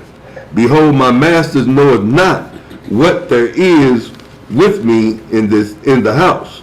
For all that belongeth to him, he is delivered into my hand. And how shall I do these things in my master's house? That's right. For he has also greatly honored me in his house, and he has also made me overseer over his house, and he has exalted me. And there is no one greater in his house than I am. And my master has refrained nothing from me, excepting thee who art his wife. So he's saying, look, I got all I can get. I'm at the top of the chain in Egypt. This is my best life in Egypt, so to speak. Right. You can't make it better. You gonna make it worse. If I trade all what I just told you about for the commerce, or what we call is that? What part of commerce is that? Intercourse, sexual intercourse, commerce. This is basically put everything you got on the line for me. Judah did it when he was supposed to give his daughter, his baby son to Tamar. Which guy, Zeb, you gonna say it? You gonna say social intercourse. Social intercourse, that's what I'm talking about. Give all of this up. I'm gonna give all this up like Jacob gave his staff. He gave his signet. He gave his jewels up for just that quick moment. That second, he gave everything up of Israel for that quick second, y'all. Yo, this is why this is on the top of the chain. This is why Satan come after us. Because even Balaam, that false prophet, said, you can't curse them because they're blessed by God. But what you can do, put that fornication on them. You got them at that point. They love it for some reason. They love it more than chicken. Yes, sir. Go ahead, bro. How then, continuation of 45. Yes. How then canst thou speak these words unto me? And how can I do this great evil and sin to Yahweh and to thy husband? See who he say he gonna sin to first? To Yahweh. That's right. Y'all prospering because of Yahweh, not me. So I'm gonna bring him down first. This is why David said, he told the Lord in Psalm 51, I have sinned against you. Well, what about Uriah the Hittite? He's saying, first you, I'm the king. I'm representing you. It's you that I've done this to, because that's who they gonna come back and say, look how this nigga did his God. They gonna disrespect you behind what I did. So David acknowledged that it was you I sinned. Well, he can't apologize to Uriah. He dead anyway, you understand? So he can't hear me say, but this what I done, all of it's gonna just come back on you. It's just gonna come back on you. I just ruined my father's good name for that quick moment. Right. Go ahead, bro. So, Brother Danny, Yes, ma'am. so that was high integrity. High integrity. Morals, wherever he at, can't be compromised with, I'm already here. I understand the law that the Most High got us here. So I can't go to number one. And I sure can't go to number one with what you do if this is found out. All the others, her handmaids know what the deal is. If he did it, they gonna tell it. Eventually it's gonna get out. She finally got it. They gonna start blackmailing. Yes, sir. You better do me too. Talk. So in this, he handled this business with integrity. He didn't say, oh, this might benefit me, and if it benefits me, then the Father will forgive me if I do this. Or he never thought once that I could blame it on her, like Adam hid his transgressions in his bosom. The woman that thou gave me, she gave me of the fruit and I did eat. So he could have easily said, you allowed me to be in captivity. What was I supposed to do? Lord, if you hadn't put me in this position. But he just said, no, I keep the lands, the laws no matter where I go. It's like people saying you can't keep the feast days in captivity. Who said that? Where that's in the Bible. Once you start slicing laws off like that, what you can't keep in the land, what's off limits to you at that point? Because you're not put in a position to where you can't do the feast days in the land. The first 40 Passovers wasn't in Jerusalem. That's right. One in Egypt and the other 39 in the wilderness, wasn't it? Right. So this Joseph is not using his liberty for unrighteous sake. Absolutely. Real quick, if you will, just get a little bit of this Job 31. This is going to explain it for you, Ebon, too, because we had men that Satan would come after men like this when they had control of their eyes and they were void of lust. Right. Look, he didn't make that woman beautiful, all women beautiful for us to look at the ground. He said you can look at beauty, you just can't lust after beauty. If you lust after it, it's going to cause you some problems. And that's the main thing. He feared the Most High, but we got a lot of men. David feared the Most High. But watching Bathsheba bathe when he should have been out to war, that's the first mistake. He should have been out to war. Because it was when the kings go out to war. And that means that every now you know how Joe Biden to go somewhere and show the president have to show himself. David was supposed to go out and let the Philistines see he was still reigning. But he held back like, y'all gonna handle that work. I'm gonna go up on the roof and just take a look at some things. Oh, look at here. Hit a little bit of Job 31 and 1. What it say? Y'all get that, Job. We're coming back to this Jasher, but just want to read Job 31. Another individual whose heart was so fixed on the Most High that the devil said, if you let me get at him, I can break him. You just got a hedge around him. You take that hedge from around him, and that's what he's saying, the protective barrier. He say, well, his heart is beyond the protective barrier. His heart is circumcised, like Abraham's was. It's beyond the barrier. Let's get some more. Where you at? Job 31 and 1. Yes, sir. I made a covenant with mine eyes. What did he do? Made a covenant with mine eyes. Hold on, I hear a few pages flip. Who ain't got there yet? You. Okay. That's why I heard Go ahead, Elisha. Why then should I think upon a maid? For what portion of Yahweh is there from above? Right. And what inheritance of the Almighty from on high? Is not destruction to the wicked and a strange punishment to the workers of iniquity? Doth not he see my ways and count all my steps? If I have walked with vanity, or if my foot has hasted to deceit, let me be weighed in an even balance, that Yahweh may know mine integrity. What is he you want him to know? Mine integrity. That's your integrity, your soul, your conscience of how you view right and wrong. A guilty conscience. He said, let the Most High weigh my integrity. Let him check my moral value. See if I'm the man. You know, go ahead. If my step have turned out of the way, and mine heart walked after mine eye. After mine what? Eye. And if my any blot have cleaved to mine hands, then let me sow, and let another eat. Yeah, let my offspring be rooted out. If any of that I've done, then let me sow, let me wallow, and let another one eat my fruit. Go ahead. If mine heart have been deceived by a woman, or if I have laid wait at my neighbor's door, then let my wife grind unto another. Let her do what? Grind unto another. And let others bow down upon her. And let others bow down upon her. Let them run a train on her. If I look at somebody else, if I look at even a maid like that who don't have a husband, if I just look at a woman and the first thing I'm doing, I'm thinking Motel 8 where they leave the light on. If I look at her like that, if that's the first thought, and the thought is not meeting her parents and taking them to mine, you know, and saying, get her to me for wife. Y'all understand what Zelicah was doing? That happened to Samson. Her name was just called Delilah. She cried, you don't love me.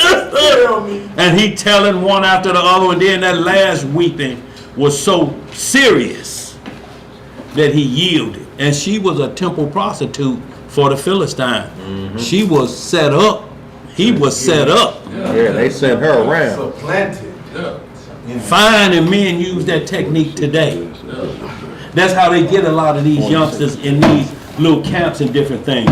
Bring in them type of women and make them think that they only have eyes for you. You like, for me? Those eyes are for me? And they sitting back, yeah, work it on him. Put it on him.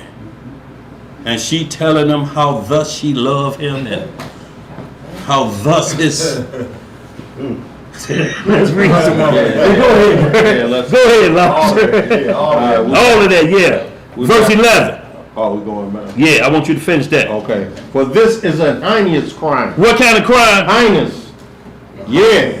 It is an iniquity to be punished by the judge. So now y'all read the rest of that down on that, but just jump down to verse 33. And this is what he's saying. If he do that, because this is where it comes from, I can't blame nobody. How am I blame a woman because she was made beautiful? You understand? How can I fault God for that? That's who you will be faulting. Right. It's God's fault for you being born like that. You understand? Go ahead. Verse 33. Yeah. If I have covered my transgressions as Adam, by hiding mine iniquity at my bosom, in my bosom, did I fear a great multitude, or did the contempt of families terrify me, that I kept silence and went not out of the door? So as y'all continue to read that to the end, he's basically just finishing that off. He said, if I chose a side way, if I hide my iniquity in my bosom and try to blame it on that woman for being beautiful, this your mother and your father's fault that I'm looking at you like this. Your father should have found an uglier wife. And I wouldn't be caught up in this. Right. You blame it. We've had men that say, hey, she unzipped my pants. Oh, so you off the hook now. Okay. You're off the hook. You ain't had no drawers on? Right. But I'm telling you, men will go there. I didn't do it. She overpowered me. Did she? He got raped, huh? Yeah. But go back to that jazz, y'all. We're gonna speed it up because we got just a couple more, y'all. We're in the 3:20 hour. Go ahead. Jazz 46, verse. Chapter 44, verse 46. Y'all, we're gonna read just a little bit more of this. Go ahead, Elijah. Now, therefore, refrain from me, and speak no more such words as these, for I will not listen to your words. But Zelicah would not listen to Joseph when he spoke these words to her, but she daily enticed him to listen to her. And it was after this that the brook of Egypt was filled above all its sides, and all the inhabitants of Egypt went out, and also the king and princes went out with timbrels and dances, for there was a great rejoicing in Egypt, and a holiday at the time of the inundation of the sea, Sihor. And they went there to rejoice all day long. And when the Egyptians went out to the river to rejoice, as was their custom, all the people of the house of Potiphar went with them. So it's like a big holiday in Egypt, like the 4th of July. Everybody go down to the riverfront to watch the fireworks. Y'all just kind of picture that. That's what was taking place. Go ahead, bro. But Zelicah would not go with them, for she said, I am indisposed. And she remained alone in the house, and no other person was with her in the house. And she rose up and ascended to her temple in the house, and dressed herself in princely garments. And she placed on her head precious stones of onyx stones inlaid with silver and gold. And she beautified her face. What'd she do? Beautified her face and skin with all sorts of women's purifying liquids. Oh, she had on the best perfumes. It's the same thing in Proverbs 7. Yeah. The goodman is gone. Out and anointed to bed with the sheets of Egypt. We're talking about 2,000 count sheets. Not that big lot. I'm talking about where you break wind and a hole come in. No, I'm talking about some 1,000 thread counts of silk and gold. You know, sheets and pillowcases. That's right. Boy, with the best perfumes of Egypt. Go ahead. And she perfumed the temple and the house with cassia and frankincense, and she spread myrrh and aloes, and afterward she sat in the entrance of the temple, in the passage of the house through which Joseph passed to do his work. And behold, Joseph came from the field and entered the house to do his master's work. And he came to the place through which he had to pass. And he saw all the work of Zelicah, and he turned back. You see, he felt like, she trying to trick me. He trying to make a U-turn immediately. She won't stop. Go ahead. Yeah, she won't stop. Go ahead, bro. And Zelicah saw Joseph turning back from her, and she called out to him, saying, "What ails you, Joseph? Come to your work, and behold, I will make room for you until you have passed to your seat." And Joseph returned and came to the house and passed from there to the place of his seat. And he sat down to do his master's work as usual. And behold, Zelicah came to him and stood before him in the princely garments. And the scent from her clothes was spread to a distance. Boy, y'all see that? You can smell that perfume, man, 2 blocks away. White diamond. Boy, look here. White diamonds. Yeah, yes, sir. The high dollar Paris stuff. Hilton up in there. Yo, boy, look here. And she hastened and caught hold of Joseph and his garments, and she said to him, "As the king lives, I swear to the king. if you will not perform my request, you will die this day." Boy, you better get on. And she hastened and stretched out her other hand and drew a sword from beneath her garment. And she placed it on Joseph's neck. What she placed it, boy? On his neck. And she said, "Rise and perform my request." How? How is it possible? Get up and I'm talking about literally. Right. No. Okay, well, I ain't gonna go there, but just go ahead. We'll get to about. She finna rape you. Rise and perform my request, and if not, you die this day. She gonna rape him. And Joseph was afraid of her at her doing this thing, and he rose up to flee from her. And she seized the front of his garments, and in the terror of his flight, the garment which Zelicah seized was torn. And Joseph left the garment in the hand of Zelicah, and he fled and got out, for he was in fear. He had to break away from her, and she snatched his shirt off of him, so he break up out of there with no shirt on, just an Egyptian wife beater on, running, looking back. Looking back. Still fighting her off. Where this is the mindset of individuals saying, that nigga must have been a simp. Boy, I'd have let Zelicah have it. You know, and that's what would have been said by the common man. He must be scared of gas. No, he's scared of death. And the lake of fire. He feared the Most High. That's what he's scared of. And the fear of the Most High is to turn from all evil. Not Zelicah he's worried about. That's what Job did. He eschewed evil. That's right. Go ahead, bro. And when Zelicah saw that Joseph's garment was torn, and that he had left it in her hand and had fled, she was afraid for her life, lest the report should spread concerning her. And she rose up and acted with cunning and put off the garments in which she was dressed.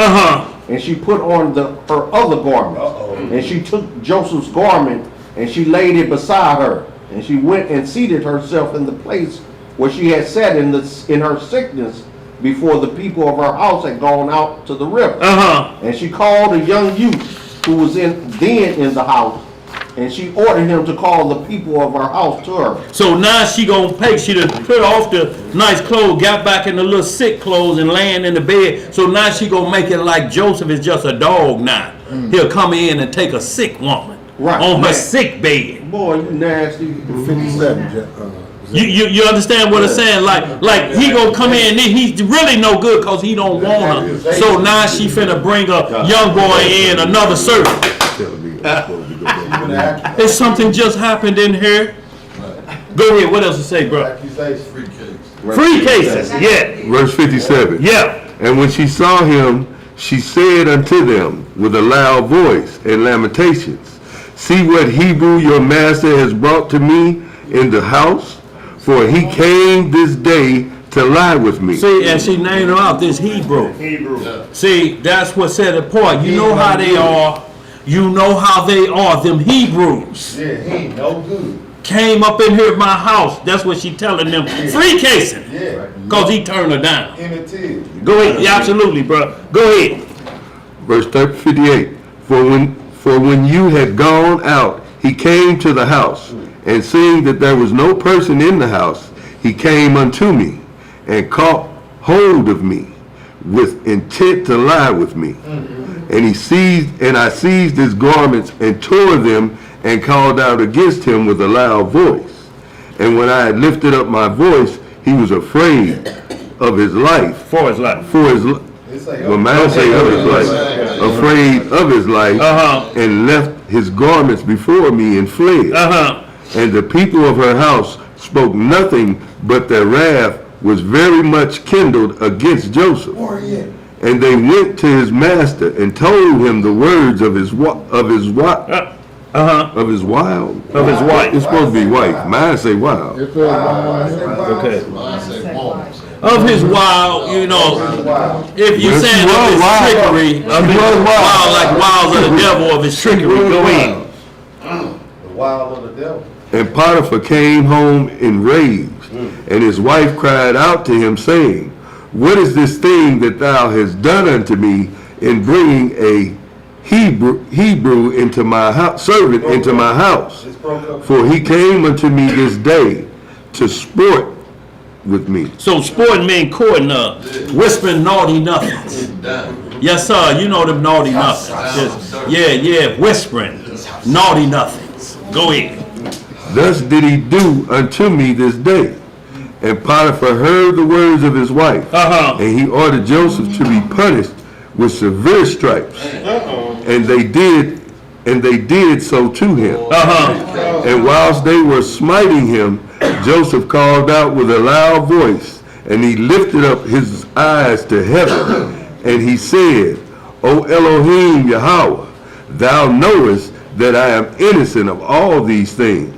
And why shall I die this day through falsehood, by the hand of these uncircumcised wicked men, whom thou knowest?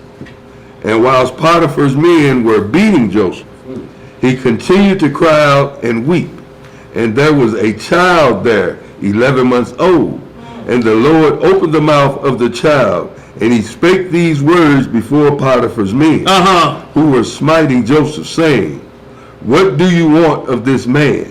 And why do you do this evil to him? My mother speaketh falsely. What the child say? My mother speaketh falsely and uttered lies. Thus was the transaction. And the child told them accurately all that happened, and all the words of Zedekiah to Joseph, day after day, that he declared unto them. So the child broke it off. All of them. The innocence of a child. You said through the mouth of babes. Of babes. You know, it's like that one where they say a woman was on a business trip, came home. She said, everything good? She said, yeah, everything's okay. But auntie came over. She said, what auntie was over here? She said, she was in the room with daddy. And what was daddy doing? Daddy was on top of her. What?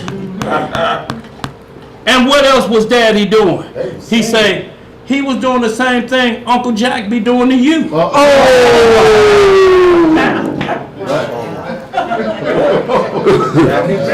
what the child said. What you got said? Told on both of them. In this book here, whose baby was it? Was Zedekiah, it was like a young man in there. It was like, you know, they have man service, so that's like their child. You know, or it was a child of theirs. Raised in that house. Raised in that house, because it don't say per se was a child. It could have been hers, you know, but when no child was mentioned, it never mentioned her taking care of a child, but just children around the kingdom. Could have been an adopted child or a child she was calling her own, like Pharaoh's other wife, his daughter called Moses her child. You understand what I'm saying? At that one time. So it could have been adopted, or it could have been a natural. Go ahead, Imam, I'm sorry. In the older days, my aunt, she could not have any children. So she took her sister's children, her sister's 2 sons, and adopted them so that they would inherit their business. So she adopted them, and they took on the name, but they knew who their mother was and who their father was. Absolutely. They just knew that this was one who they lived. Right, like Moses' situation. his natural mother still weaned him off the breast, but he was the daughter, he was the son of Pharaoh's daughter, so to speak. He still lived in the temple. She just said, well, you his natural mama, I ain't got no milk to feed him. So Moses' mother actually nursed him up to age, and then she took him on, and he lived in the house with her. Y'all read the rest of that, but for time's sake, we're going to move on. Go ahead, AZ, what you got? The child was 11 months, and Joseph was the 11th born child, too, Jacob. Oh, boy, it could be something to that. You know, but it's just telling you, the child wasn't even a year old. Normally, children don't start talking until they're at least a year old. So this child was talking fluent. At 11 months, and Joseph was the 11th 11-month son. But look, to see how the Most High worked, a child is innocent. It had no reason to lie. Right. You know, so the innocence of the child came up immediately to overshadow everything. Right. 11 months. And they still, threw him in the dungeon because look, you know why? Because even the same thing in 71 chapter, when Moses took the crown off Pharaoh's head, they say, you better watch these Hebrew children. They are wise beyond some things. So I don't know if that was a Hebrew trial or not, but they used to have a test for children to make sure if the child is just doing childish, foolish things, or if this child has wisdom on it at another level. So that's where they put a hot coal. They say, well, do this. Get a hot coal and get this other thing, onyx stone, and put it there. Whichever one he grabbed for. Right. If he grabbed for the onyx, we know he's full of wisdom. But if he grabbed for a hot coal, we know he's just a foolish child. Right. So Moses was reaching for the onyx stone, and an angel moved his hand over to that, and he put it on his tongue and burned his tongue. That's why Moses stuttered. So when he said, I can't go to Pharaoh, don't worry about it. He said, Moses, I know you stutter. Aaron speaks eloquent. That's right. We're going to get him to go get it because he'd have been, God said, they've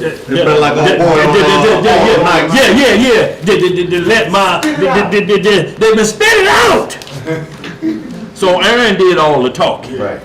You know, so y'all, we just wanted to get that clear that this is where you're at when you have everything you need. Then the devil come when you're at your highest point. Joseph at his highest point in Egypt, y'all. He can't get no higher. And he got everything. He got control even of Egyptians. And then the ultimate form. A bushwhack. Pharaoh gave you everything you got, but he forgot to give you one thing. His woman. Who got questions? Go ahead. He forgot to give you his woman. Hold on, let me get Mama D. I wanted to ask you in verse 61, is there a reason why there's a period behind HE before? That's what I said, Hebrew. What y'all see in verse 61? Yeah, verse 61. It says he period brew. Well, no, it may have been just the way they was pronouncing it. It had no significance to it. It's just telling you, because what they're trying to do is run the jacket of the Hebrews.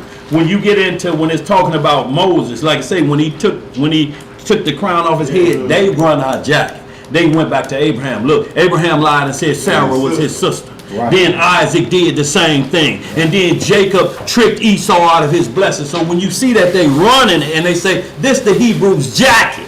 They known for trickery and deceit. But that child was there, 11 months old. And that was the witness to everybody. And Zilkar knew that child was telling the truth on her, but she couldn't have that child put to death. Right. You know, it's like you got a comedian transsexual out there. They call him Flame Monroe, and he the one always telling. Yeah, at the end of his show, yeah, tell Eddie Murphy to holler at the B word. You know, but he said I could fool a lot of people, especially when they drink. He said, but the only people I cannot fool is children. Children look at me and say, no matter what makeup I put on, I can put on the RuPaul special, and it does nothing for a child. The child just say, you's a man. She said, I cannot fool them. And then go into like, I'm trying to, but she said, it's just off limits. They can see through everything. Yes. They can see you. Yes. What you got, bro? It's one on Facebook where video was showing what a little child was telling him to do. He said, Men ain't supposed to wear fingernails like that. Yeah, and right, and it's from pure innocence. Yeah, you ain't supposed to wear that. You look, you got a child, you taking them to the first grade or kindergarten, the heat on in the car, it's winter time, you talking, you running late, ain't brush your teeth. Daddy, can I say something to you? You won't get mad? No, I won't get mad. You can tell your daddy anything. You show daddy, your boys tell you anything. Oh yeah, he's gonna tell you now. He say your breath stink, your breath stink, daddy. What he gonna do? But do the breath test. And bust out laughing. Get him out the car and have a good day. What you got over the cord? Go ahead. I'm just saying in verse 68, Potiphar, that was his son. It was his son. Yeah. It says Potiphar was his son. Read 68. Yes, Yeah. it does say of his son. Okay, of his son, and all the men heard the words of the child and wondered greatly at the child's words, and the child ceased to speak. 68, and Potiphar was very much ashamed at the words of his son. Yes, sir, that's your son telling him what is done. Mama lying, Daddy. So that's basically, he still didn't want to hear it though. He don't want to believe that I'm the king. And this guy, I run everything, and she would reduce herself to a slave boy. He didn't want to believe that in his mind. That's why he still gave him the free case. He know what the deal was. He know how this young man is and how he coming in and out. But what was he gonna do? I'm the king. But that baby put it on his conscience that he should have just said off with her head. But just that pride, that hardness of heart. Like, how could the king, it makes me look like a sucker. I put him up to take my woman from me. Y'all understand? But out of the mouth of babes, y'all, that's why, y'all, we have to make sure we keep our children around and we behave ourselves in front of our children, because how we going to have them grow up, to go back home or to stay here? That's why the kingdom is compared to a child, because Always. not only is it innocence, but it's truth. It's truth. That's right. They have no bone to grind or pick against adults. They say what it is out because their right and wrong is just working. That's how Satan caught Adam and Eve, but they would just happen to be grown adults. But he caught them in the same mindset of being innocent. What you got, bro? Children, you can put a room full of all nationality children in a room together and watch how they get along. They'll play together. They'll talk how to be evil with one another. What you got, Sister Joy? I was gonna ask, is there anywhere in scripture that say Joseph was found innocent? Yeah, as you read on down, you see he got let out. He got let out of prison. They found out about it. Took the free case. Most High gonna always be with you. It's just letting them know sometimes we think we go through some things. We ain't going through nothing. I want you to think you're at the top of your game. This is what you've been working for. Everything you do accomplishes everything for all your family, and then it's finna come crashing down on a lie. What do you do at that hour of temptation? Do you go at it to keep everything going and make sure your family okay, or do you say, no, you can put me in jail behind this? And now I want y'all to understand, Joseph is handsome and going to the penitentiary. Huh? Ain't nothing changed back then either. They still crazy and deranged and strange in prison then. You know, if it's men looking at him like that, that's out of jail. What you think the men in jail and he's 18 years old? And he in there with all nations of different heathens. Y'all understand? But the Most High say, I got your back. Ain't none of them gonna have a Viagra moment with you. None of them. I got you in here. You ain't gonna be here long. No. So y'all, we have to, and this was this, he had been in prison before, on cases, this, Joe, when he had to come out and interpret a dream. He acquitted him then. 12 years he had been on that bed. So y'all, let's real quick, y'all, while we got about a half hour, want to get into another situation in captivity, conscience over captivity commerce. Being in this captivity don't make us give a license to sin. What verse did you stop in? 68, technically. Y'all read on down to the end. But And there's 65 where it talks about he was found not guilty. Yeah. They still put him in jail because because of the accusation. He still went to jail. free casing, y'all, because, and not only that, and got whooped. Yeah, that Hebrew rep on. And got that Hebrew rep that come with the territory. So he got whooped a little bit and still threw in jail, and he was found not guilty. But guess what he wouldn't do? Take a plea deal. Right. He like, I'll serve 1,000 years. I'll die in your jail before I break the Most High's law. Because y'all gonna be looking at me, y'all gonna say, well, all that was of the devil, point blank. Because look at him now. Joseph, you just got suckered in by these charlatan Hebrews. Let's pick this Daniel up, chapter 3. And y'all, while we going here, once again, conscience over captivity commerce. Because while you're at your lowest state is why the devil like to come to say, ain't you tired of being in Deuteronomy 28? Ain't you tired of being sick and tired? Come on and take the bait. You going, sis? Okay. Come on and take the bait. Take the bait. I know you tired of being righteous. Look, y'all, and they do these things, you know, and look, we say they bring drugs into our neighborhoods, and then do we have to sell them or take them? I'm just asking. No, we don't. When they put bait car in your driveway and the keys are running, it's a 2024 Escalade with the keys in it and it's running. Do you somehow think you won some form of lotto? Do you think the gods are looking down on me and you get in it and take off driving? You know what they do? They put a microphone in that car. And you know what they hear on the microphone as soon as they hear the police behind them? Tell them it's your auntie car. Tell them, we're going to tell them it's your auntie car. They hear them lying about this bait car. Preparing the lie. And that's what they play back to you. So y'all, this is what we're talking about. They own that content. You knew that wasn't happening. You were supposed to go call the police. Hey, there's a 2024 Escalade in my driveway. Running. And don't nobody here make that kind of money. Nobody makes this kind of money.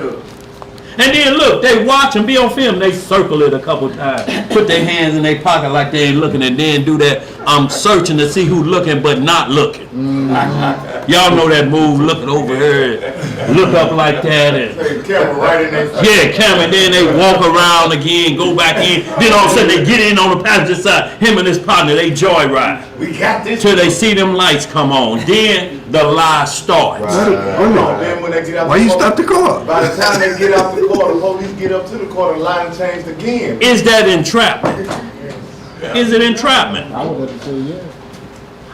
It does entrapment include right or wrong? Entrapment is more telling you something legal and it's illegal. But to get in a car, anybody could have been in that car and got out running. Entrapment is lure you into a situation and you don't know it's illegal. That's wicked. That's entrapment. Because what they do, now that's a setup move. But bait car, Right. you know That ain't your car. you know that ain't your car. And that's why they didn't put it in there. It would have been the same thing if they'd have put a 57 Chevy up in there, 3 hubcaps missing and leaking oil. So what is it if a train come in the hood and the doors open and all guns in there? They set it up. No, it ain't nothing. Look, it's the train stop. Let me ask you this. If you saw that train stop and the doors open, would you go into that train without looking behind you or looking around? He said doing one of these while you walk. No, what I'm saying, you gonna look around, right? What are you looking around for? The bus. To see the action, see if the action around. All right, and your getaway. Right. Do I tell anybody else about this train with the door open loaded with M16? Right. See, y'all, this is what we're talking about. This is how easy it is. And we just looking at it on a big scale like that. What if it's on a scale like that in an office? You want Vogue magazine. You want the Grammy Awards. You want all of this. The arm of that couch, just bend over. It's just me and you in here. Like they did Puff. You understand what I'm saying? And that comes at a time when you wondering, will this get out? And while we on this, y'all, a lot of us travel, a lot of us go to Airbnbs. Y'all, there's a lot of hidden cameras out here now, and they're making them so small. Look, you won't see it in the U.S., but on the dark web over in the Philippines, somebody watching you and your wife celebrate your anniversary. Y'all understand what I'm saying? On the dark web. So they sell little devices, or use that smartphone, turn the lights out, and just put it on the camera and just scan the room. Wherever the camera's at, it's gonna blink red. It's gonna show red right through your lens. Or you can just go on Temu, which is a thrifty man's paradise. Temu is. And find one for $5 or $6. It's a little device. And it'll do it for you if you don't know how to use your phone, but they do it. You'll find them in clocks, the ceiling fans. They'll be pointing at the bed. So y'all, we have to be, this is where we at here. And once you get out on the web, you out there. You over in Japan and they watching you. So you famous. Work out, you know. If you can't work out, you know. You didn't even know you was famous. Well, look here, you famous over there. And then if it happens to get back to the States, nothing you can do, y'all. This is not for you to fear going anywhere. It's just saying, y'all, we just in that age right now that where everything is on camera. Everything, bad or good, is out there, and they looking to raise the decadent level. You already clearly see it, because when it could be a homicide, first thing up. Yeah, going live. Yep. So y'all have to understand these things. Ain't calling nobody. Look. Instead of, what you doing with that phone? I'm finna record. Nah, you supposed to be calling 911. Right. Look, but that's what it is, though, man. Nothing concerning law or the safety of individual. Right. But that Erin Andrews, she is a lady, sportscaster, be on the sideline. One guy knew she was coming to the hotel. He got the room next door and peered a hole in the door and watched her take shots. She ended up getting a major lawsuit, but you don't know how many of his friends still got the video. Right. And she's a personality on TV. So there's plenty of men looking at that video and they got their handmaid out. If y'all know what I mean. Let's keep going, y'all. No, Zeb, I'm talking about. Go ahead. Book of Daniel, y'all, chapter 3. Y'all, we're going to speed this up. We ain't got, these are short verses, y'all. And we just want to show you again why these things happening in captivity, you can keep your integrity. Because you know what? They have this law. And whatever law you break, they still going to come with this. Because you're not concerned about their man-made laws. You ain't worried about breaking the law of same sex. Because they add that don't even mean nothing to me. They ain't took away the part to say a man can marry a woman. They ain't got rid of that, have they? No. When they do that, then it's time to worry. But until then, this is what they're going to judge you with.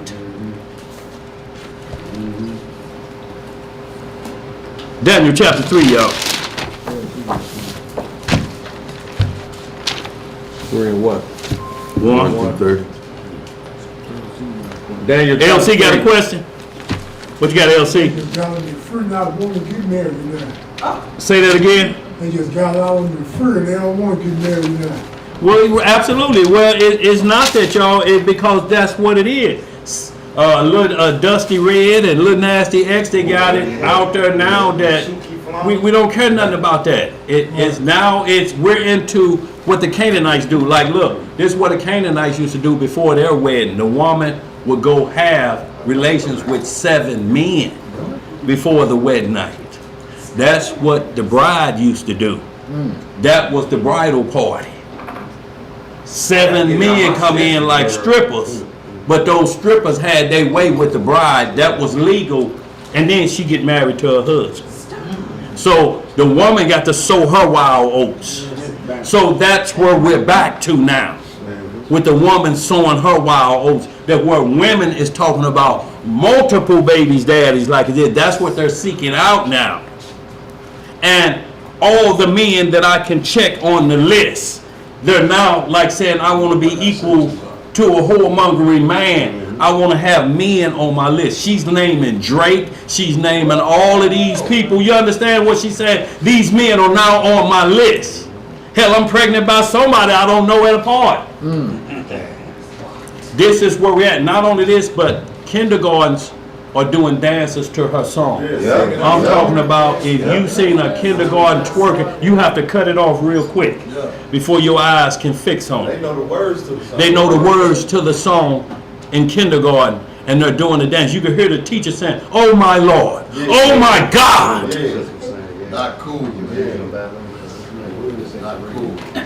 Y'all, that's 3 generations wrapped up that quick. If they that young and they in the 1st grade, that's gonna run a while. But these the only artists they got to look up to right now. Yep. Daniel chapter 3, verse 1.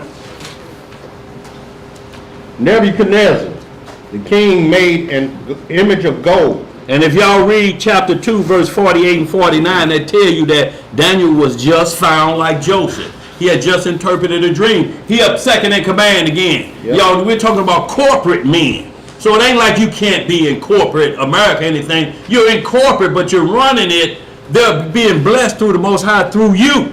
Yeah. That's why they always got a Hebrew in that position.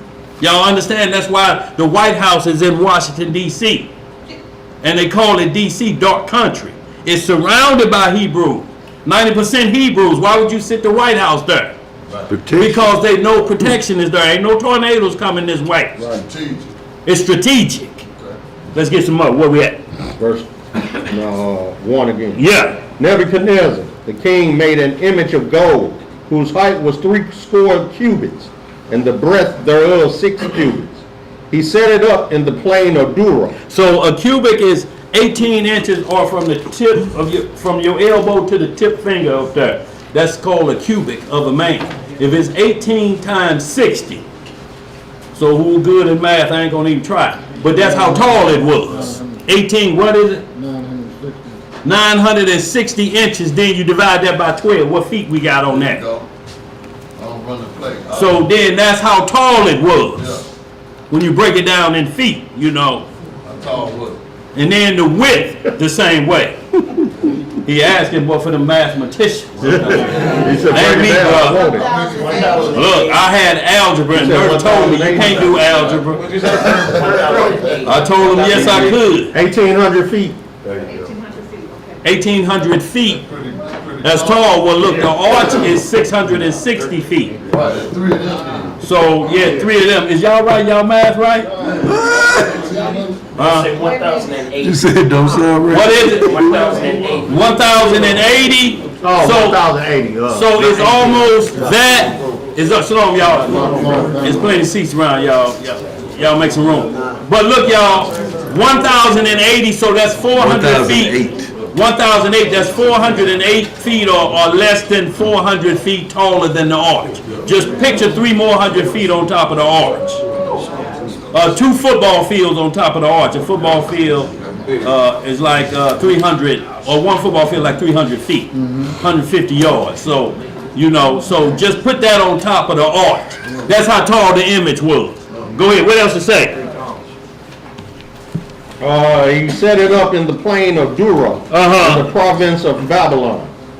Then Nebuchadnezzar, the king, sent to gather together the princes, the governors, and the captains, the judges, the treasurers, the counselors, the sheriffs, and all the rulers of the provinces, to come to the dedication of the image which Nebuchadnezzar the king had set up.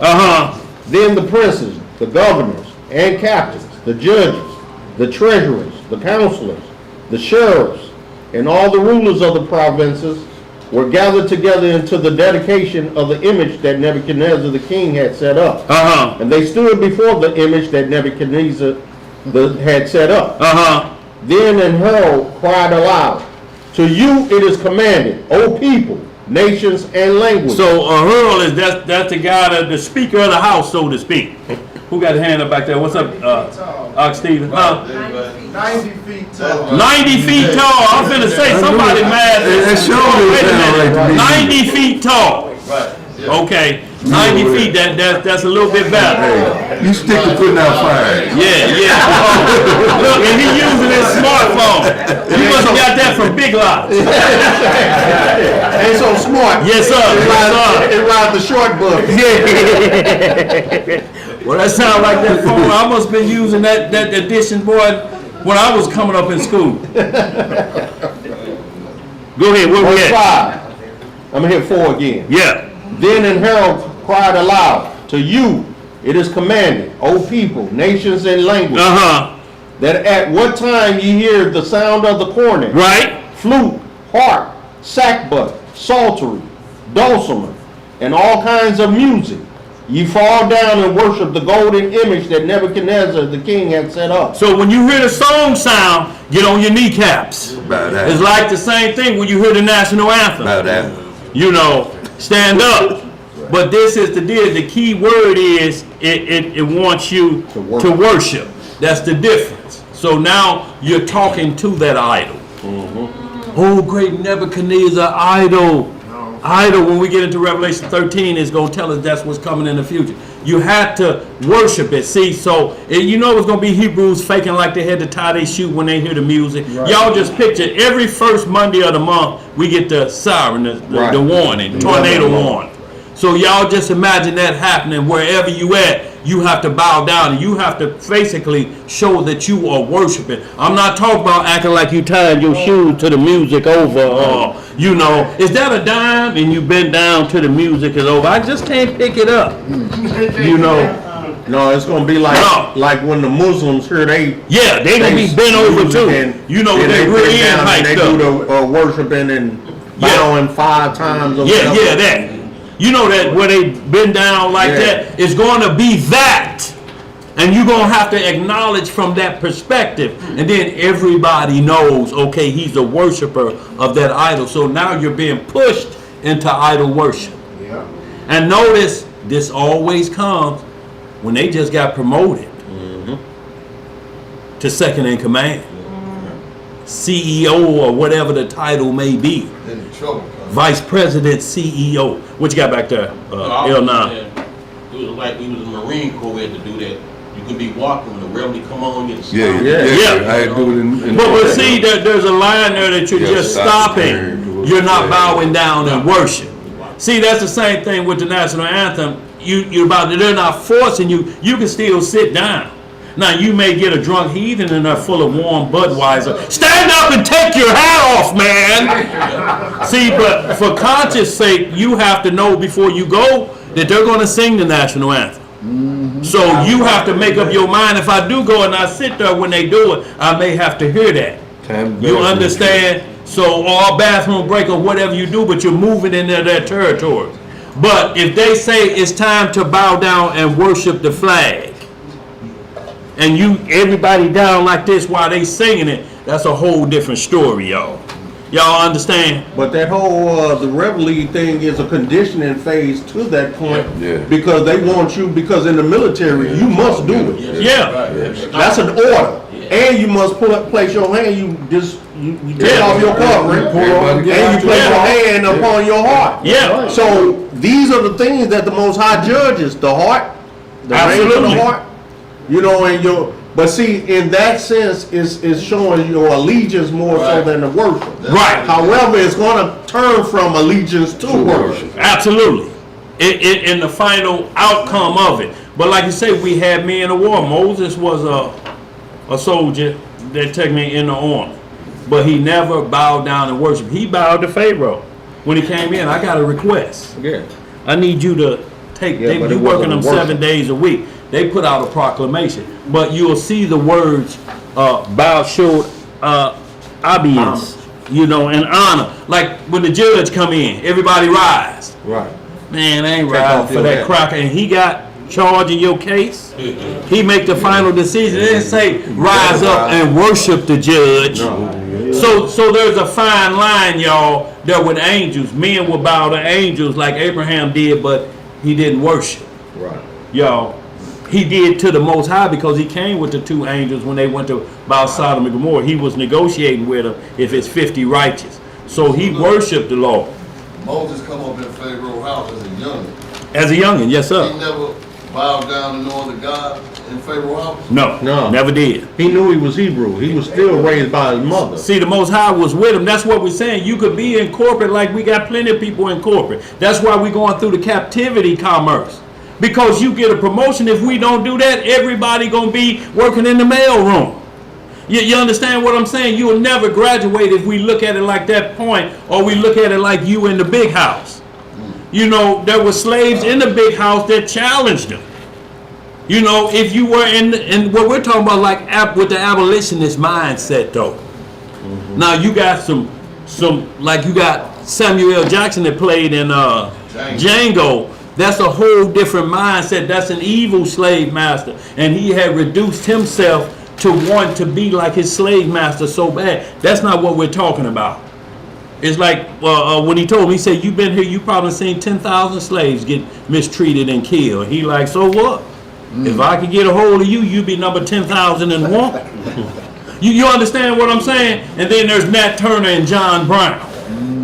Then there's what's Black Moses, Shalom says, Harriet Tubman, and the leader of the Civil War of the North, whoever those leaders were. Admiral Prosser. You know, so this what we got, y'all. So do that make Harriet Tubman a bootlicker? Do that make, you know, certain individuals that was up there bootlickers? Not if their owner or who they're paying reverence to understands who they are as a people. And I got a gold mine here, not to make money off, but to make sure all my people are okay. As long as he's here, God gonna protect us. When they got that mindset, they move you up to corporate. That's a different deal. And we're gonna see here, because Daniel gonna look out for his partners. He ain't just going to the top. And that's how you know, again, if you got a house Negro, he gonna leave his partners behind. You understand what I'm saying? He ain't gonna look out for nobody. Joseph looked out for his brothers. Yeah. Y'all understand? Y'all understand we were in Goshen. We was in the suburbs. What we would look like is Chesterfield. I'm talking about we were in the suburbs. A lot of times the Most High will put us in certain situations and circumstances for our position or for our betterment or for our preservation. Yes, sir. So to speak. Let's get some more, because if Moses hadn't have been in Pharaoh's house, we'd have been working 7 days a week for the longest till we left. We'd have never had rest, so everybody would have died. Immune systems would have been shot because you can't recover. There's no rest. So when he asked that request of Pharaoh, Pharaoh said, I'll do that for you. And then he put a proclamation, all Hebrews off 1 day a week. But that thing was from the Lord. He was already moving. That's what Jazz should tell you. He was already moving it to put the Sabbath back in place to get us ready for 1 day off from hard labor. Go ahead, let's get some more of this, y'all. Let's catch up. We ain't got about 15 minutes or so. Go ahead. Verse 6. Yeah. And whoso falleth not down and worshipeth shall the same hour be cast into the midst of a burning fiery furnace. Y'all see that? Look, this is how tense this was. You have to worship, and whoever did in that very hour. If it's 2:30, before 3:30, you're going to be in the fire.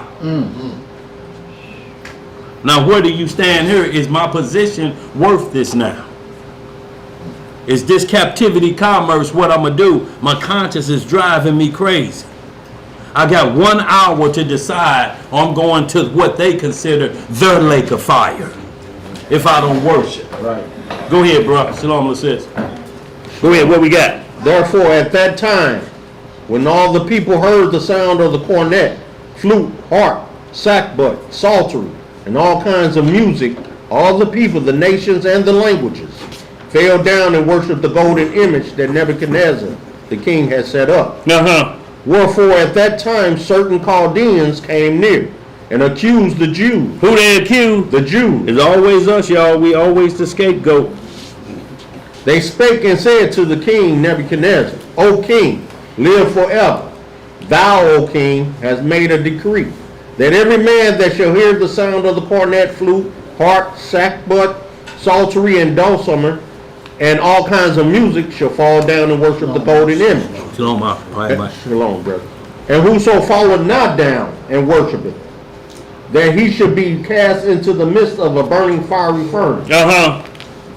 There are certain Jews whom thou hast set over the affairs of the province of Babylon. You hear what he's saying? There are who? Certain Jews whom thou hast set over the affairs of the province of Babylon. And it's saying, look, them the ones don't bow down. We your people, we bow down. You got some Hebrews up in there disrespected. They governors and mayors. Go ahead, bro. Shadrach, Meshach, and a bad Negro. Yes, sir. These men, O king, have not regarded thee. No, don't tell me that. They served not thy God, nor worshiped the golden image which thou hast set up. Then Nebuchadnezzar, in his rage and fury, commanded to bring Shadrach, Meshach, and a bad Negro. Yeah. Then they brought these men before the king. Nebuchadnezzar spake and said unto them, Is it true, O Shadrach, Meshach, and Abednego? Do not ye serve my gods, nor worship the golden image which I have set up? He questioning them hard, y'all. But if you will, Ariel, just back this up. Just let Ariel hit the last 2 verses of chapter 2, because this is what Daniel, hold your spot, Elijah. I just want to see where he promoted, where he brought his boys in with it. Just 48 and 49 of chapter 2 of Daniel. Go ahead, just read them real quick. Verse 48. Yeah. Then the king made Daniel a great man, and gave him many great gifts, and made him ruler over the whole province of Babylon, and chief of the governors over all the wise men of Babylon. That's just going to bring jealousy. Go ahead. Then Daniel requested of the king, and he set Shadrach, Meshach, and Abednego over the affairs of the province of Babylon. But Daniel sat in the gate of the king. So he said, look, my boys, I need to bring them up too. You know, these my boys. So he gave them position, but Daniel had a higher position, but he looked out for his partners. Right. Not how Stephen and Django didn't look out for nobody. Nigga on the nag. In the big house? In the big house. Gonna have to burn them sheets. Yeah, they're going to burn them sheets, yeah. So that's the difference, y'all. We want y'all to understand. Just because somebody may be in the big house, it all depends on who the slave master is when the commerce over captivity is into play. But it emphasizes that he sat in the gate of the king. Yes, sir. He didn't stand, he sat. Sat. So he was sitting, you know, he was in good power position. Yeah. And he's looking out for our people. This is what we're talking about. But there's a lot of jealousy. Pick that back up in chapter 3, Elisha, if you will. Verse 15. Yeah. Now if ye be ready, that at what time ye hear the sound of the cornet, flute, harp, sackbut, psaltery, and dulcimer, and all kinds of music, ye fall down and worship the image which I have made. Well, but if you worship not, ye shall be cast the same hour into the midst of a burning fiery furnace. And who is that God that shall deliver you out of my hand? And he said, because we're going to do it in an hour. Yeah. We ain't going to give you no time to think about it. We ain't going to do it tomorrow. You got 1 hour to make up your mind. Y'all, this is what we're talking about. Captivity, conscience over commerce. At that hour, what do you do? What are you going to gain? Keep your job and know that this is always done, because something else coming down the list when the new music playing. If you don't then do this, get into bestiality, then we're going to put you in the fire in 1 hour. Y'all, they talking about in an hour. Y'all, you ain't getting no chance to call home. Ain't no, can I call home and think about it tomorrow and give you my answer? You got 1 hour. Right. You got 60 minutes. When you hear the sound of the trumpet. Boy. Yes, sir. Go ahead, Elisha. 16. Shadrach, Meshach, and Abednego answered and said to the king, O Nebuchadnezzar, we are not careful to answer thee in this matter. We don't give a damn about what you talk about. Right. We already ain't bowed. We ain't bowing this time neither. Right. If it be so, our Elohim, whom we serve, is able to deliver us from the burning fiery furnace, and he will deliver us out of thine hand, O king. This is why he tell us to stay put. If I send you to Babylon, you don't have to be afraid of the king of Babylon. I got you. You got to have shalom. You got to have this faith, though. You understand? That's right. Go ahead, bro. But if not, verse 18, but if not, be it known unto thee, O king, that we will not serve thy gods, nor worship the golden image which thou hast set up. Then was Nebuchadnezzar full of fury, and the form of his visage was changed against Shadrach, Meshach, and Abednego. Therefore he spake, and commanded that they should heat the furnace 7 times more than it was wont to be heated. He said, turn it up, y'all. You know how you have your hot water tank on summer, winter, and then you have hot. Yeah. Turn it up on hot. That's on scalding water. No, you get scalded, you turn it up on hot. Go ahead, Elijah. Verse 20. And he commanded the most mighty men that were in his army to bind Shadrach, Meshach, and Abednego, and to cast them into the burning fiery furnace. Then these men were bound in their coats, their hosen, and their hats, and their other garments, and were cast into the midst of the burning fiery furnace. Therefore, because the king's commandment was urgent. What was his commandment? Urgent. And the furnace exceeding hot, the flame of the fire slew those men that took up Shadrach, Meshach, and Abednego. And these three men, Shadrach, Meshach, and Abednego, or Abednego, fell down, bound into the midst of the burning fiery furnace. Then Nebuchadnezzar the king was astonished, and rose up in his haste, and spake, and said unto his counselors, Did not we cast three men bound into the midst of the fire? They answered and said unto the king, True, O king. He answered and said, Lo, I see four men loose, walking in the midst of the fire, and they have no hurt. And the form of the fourth is like the son of Yah. Then Nebuchadnezzar came near to the mouth of the burning fiery furnace, and spake and said, Shadrach, Meshach, and Abednego, you servants of the Most High Elohim, come forth and come hither. Then Shadrach, Meshach, and Abednego came forth of the midst of the fire, and the princes, governors, and captains, and the king's counselors, being gathered together, saw these men, upon whose bodies the fire had no power, nor was an hair of their head singed, neither were their coats changed, nor the smell of fire had passed on them. Look, we'll get the smell of fire. We on the campground outside. You get the smell of fire in your clothes. You do like this. They had nothing. Clothes smell just like they did before they got thrown in there. Right guard or high karate, brute, or whatever fragrance they had on. Go ahead, what you got, bro? Well, like, we gonna face this again. Yes, we are. Yeah. We're going to get right to that, y'all, while we got 15 minutes. Go ahead. Like you can stop at 27. I mean, where you at now? 28, 27. Okay, go ahead. I'm at 28. 28.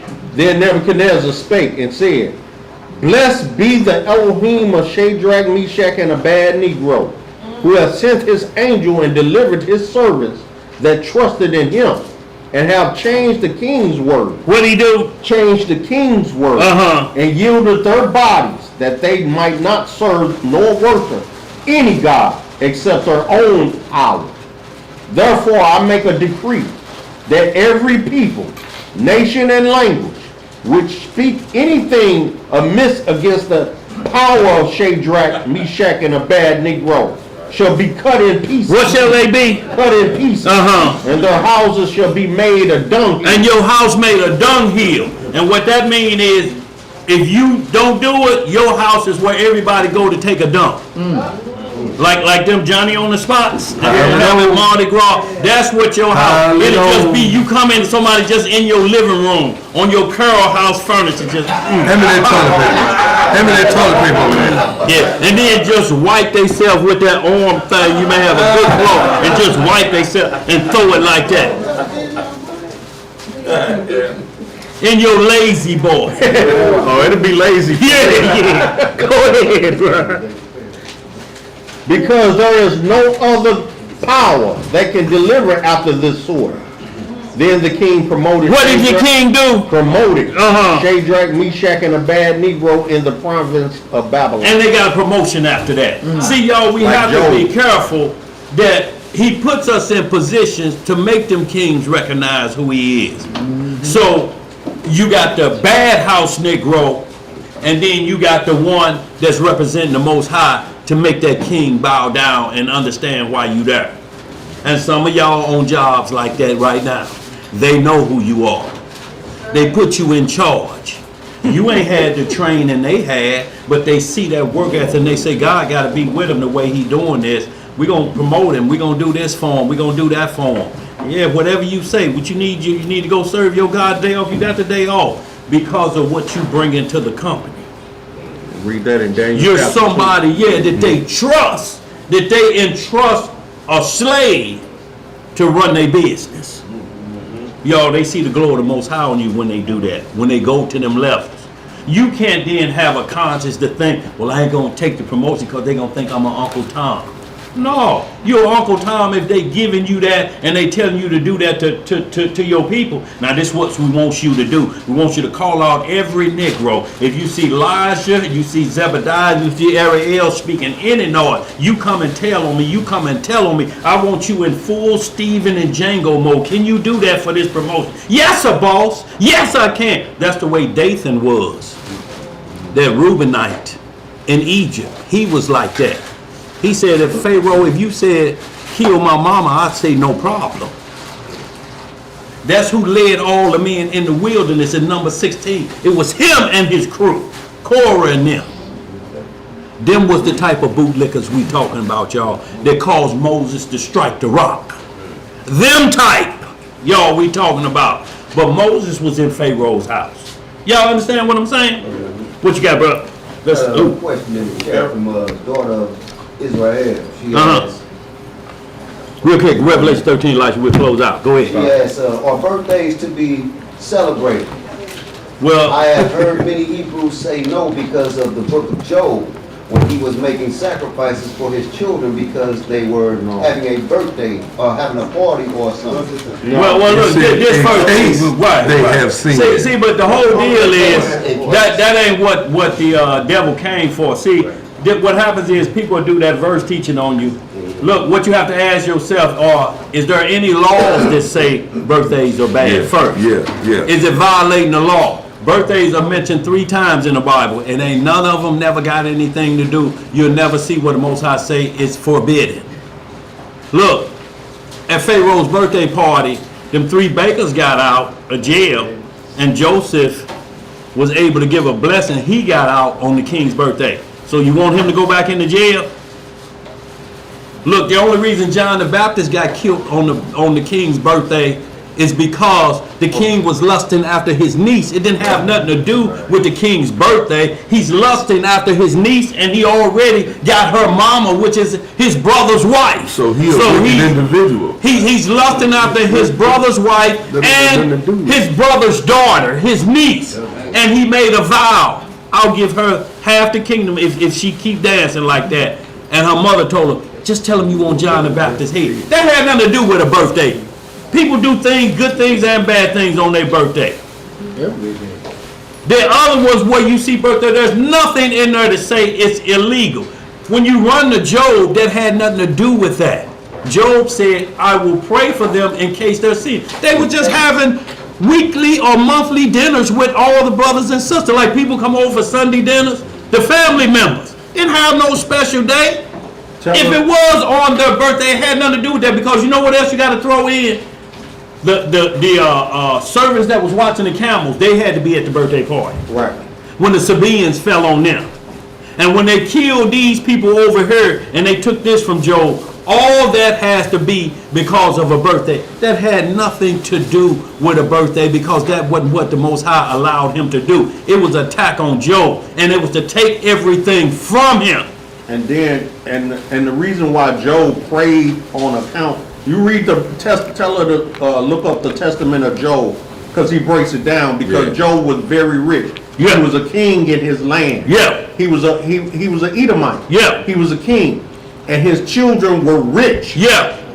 So when they celebrated their days, Job then he prayed to Elohim that his children would get beside themselves. Right. And in case they might have in case, but he didn't want them to get beside themselves in their riches and trust in their riches. Yeah. That they were better than their brethren. That's right. That they will exceed their position above their brethren. Yeah. And claim to be better than them because they had riches and their friends didn't. Yeah. That was the only thing. He didn't want them to trust in their riches, that they start neglecting the charities and the alms of the brethren. Right. And look, now without. Not only that, Elijah, but Job's problems would have stopped after his children died if it was about the birthday. Right. His problem would stop, but that was a 20-year ball. He was suffering like that. But he lost everything. Go ahead. Right. Psalms 90 and 12. Teach us to count our days. David not said, only that, Lord, teach me to count my days. Yes, sir. And how do you know what your age is if you don't count your days? How do we know Christ's ministry started at 33?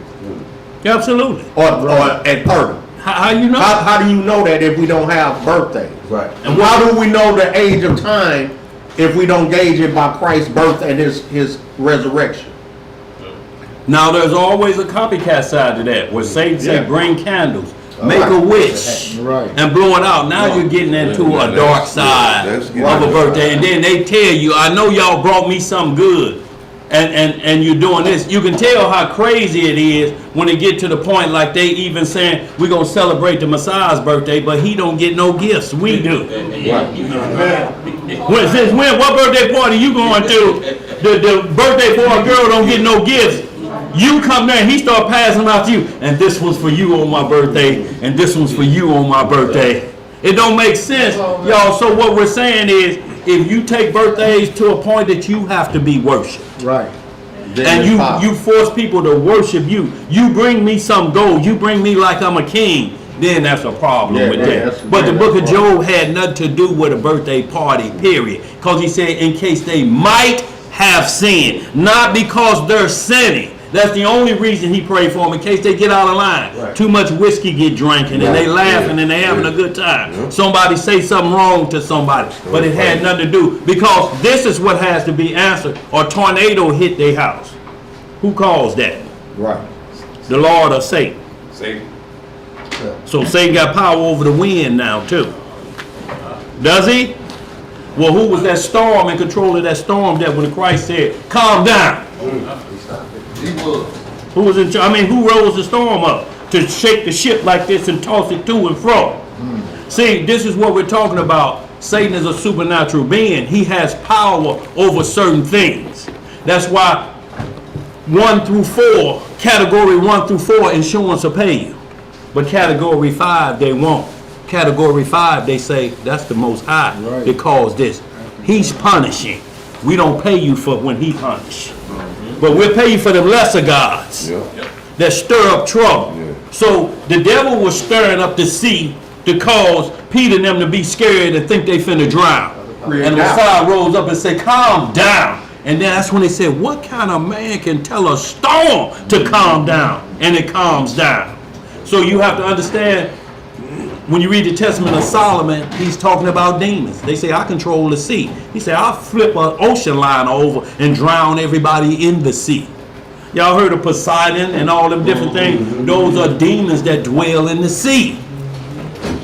They'll rough the sea up, rough your ship up. You understand what I'm saying? So we have to understand where we at supernaturally when the devil come, because he was still able to move up and down, and he only came for Job, and it had nothing to do about what his children was doing. You know why? Because at the end of chapter 42, what did Job get back? Everything. What did he get back? Everything. And more children, right? If it was bad, he wouldn't have got it back. Right. Y'all understand what I'm saying? He got a double up and longer life. So it kills that birthday narrative. But real quick, y'all, we're going to close out just Revelation 13, because this is the hour we got of temptation that's coming in this captivity. And sis said y'all did answer a question. Thank you. Oh, hallelujah then. What's up? Revelation 13 and what, Dan? Right where it say the mark of the beast, where we at 11. Yeah. Yeah, we're going to do this last one. We're going to close out, y'all. We got 4 minutes. Okay. Who was that laughing? Come on. 13 and I'm gonna start at 9. No, we got. Yeah, start about 9, Elisha, for time's sake. Hold on. Where you at then? Where you want to go? No, I have to start at 1. Okay, go ahead then. Let's run it. Let's run it then, Elisha. See, Sister Joyce, be careful out there. Watch the maniacs out there. Revelations, chapter 13, verse 1. And I stood upon the sand of the sea, and I saw a beast rise up out of the sea, having 7 heads and 10 horns, and upon his horns 10 crowns, and upon his head the name of blasphemy. And the beast which I saw was like unto a leopard, and his feet were like as the feet of a bear, and his mouth as the mouth of a lion. And the dragon gave him his power and his seat and great authority. Y'all see what the dragon gave this individual? Same thing in 2 Thessalonians chapter 2. Satan turns over all his power. Like the Almighty turns over all his power to the Messiah. That's right. He said, you got it. You control everything on earth and technically in heaven, but my throne, you still sit to the right of me. But the Most High give Christ all his power. That's right. That's right. Satan is an imitator. He gonna give the Antichrist all his power. The Antichrist gonna do some things, y'all get tripped out of these little magicians on TV. That's gonna be child's play. Go ahead, bro. And I saw one of his heads as it were wounded to death. And his deadly wound was healed. And all the world wandered after the beast. And they worshiped the dragon which gave power unto the beast. And they worshiped the beast, saying, who is like unto the beast? Who is able to make war with it? Because see, Satan is now leading and saying, this my son. Don't bow to him and see what happens. So people are worshiping the devil and the Antichrist. And the image of the beast. Because everybody sets up an image. That's how they can get it into your homes. Like Jermaine Grant's wicked rear end made a doll of himself. And this new boy we talking about, He got a dog. Turtle Head. He got a doll he's selling for $280 of himself. This new boy. So put that in the hands of your children. So if you worship, you look at the doll and you worship him. Oh, great turtle head. You know what I'm saying? He did it too. Had a bright yellow outfit on there and forced them people to buy. Force you into idol worship. Jermaine Grant did.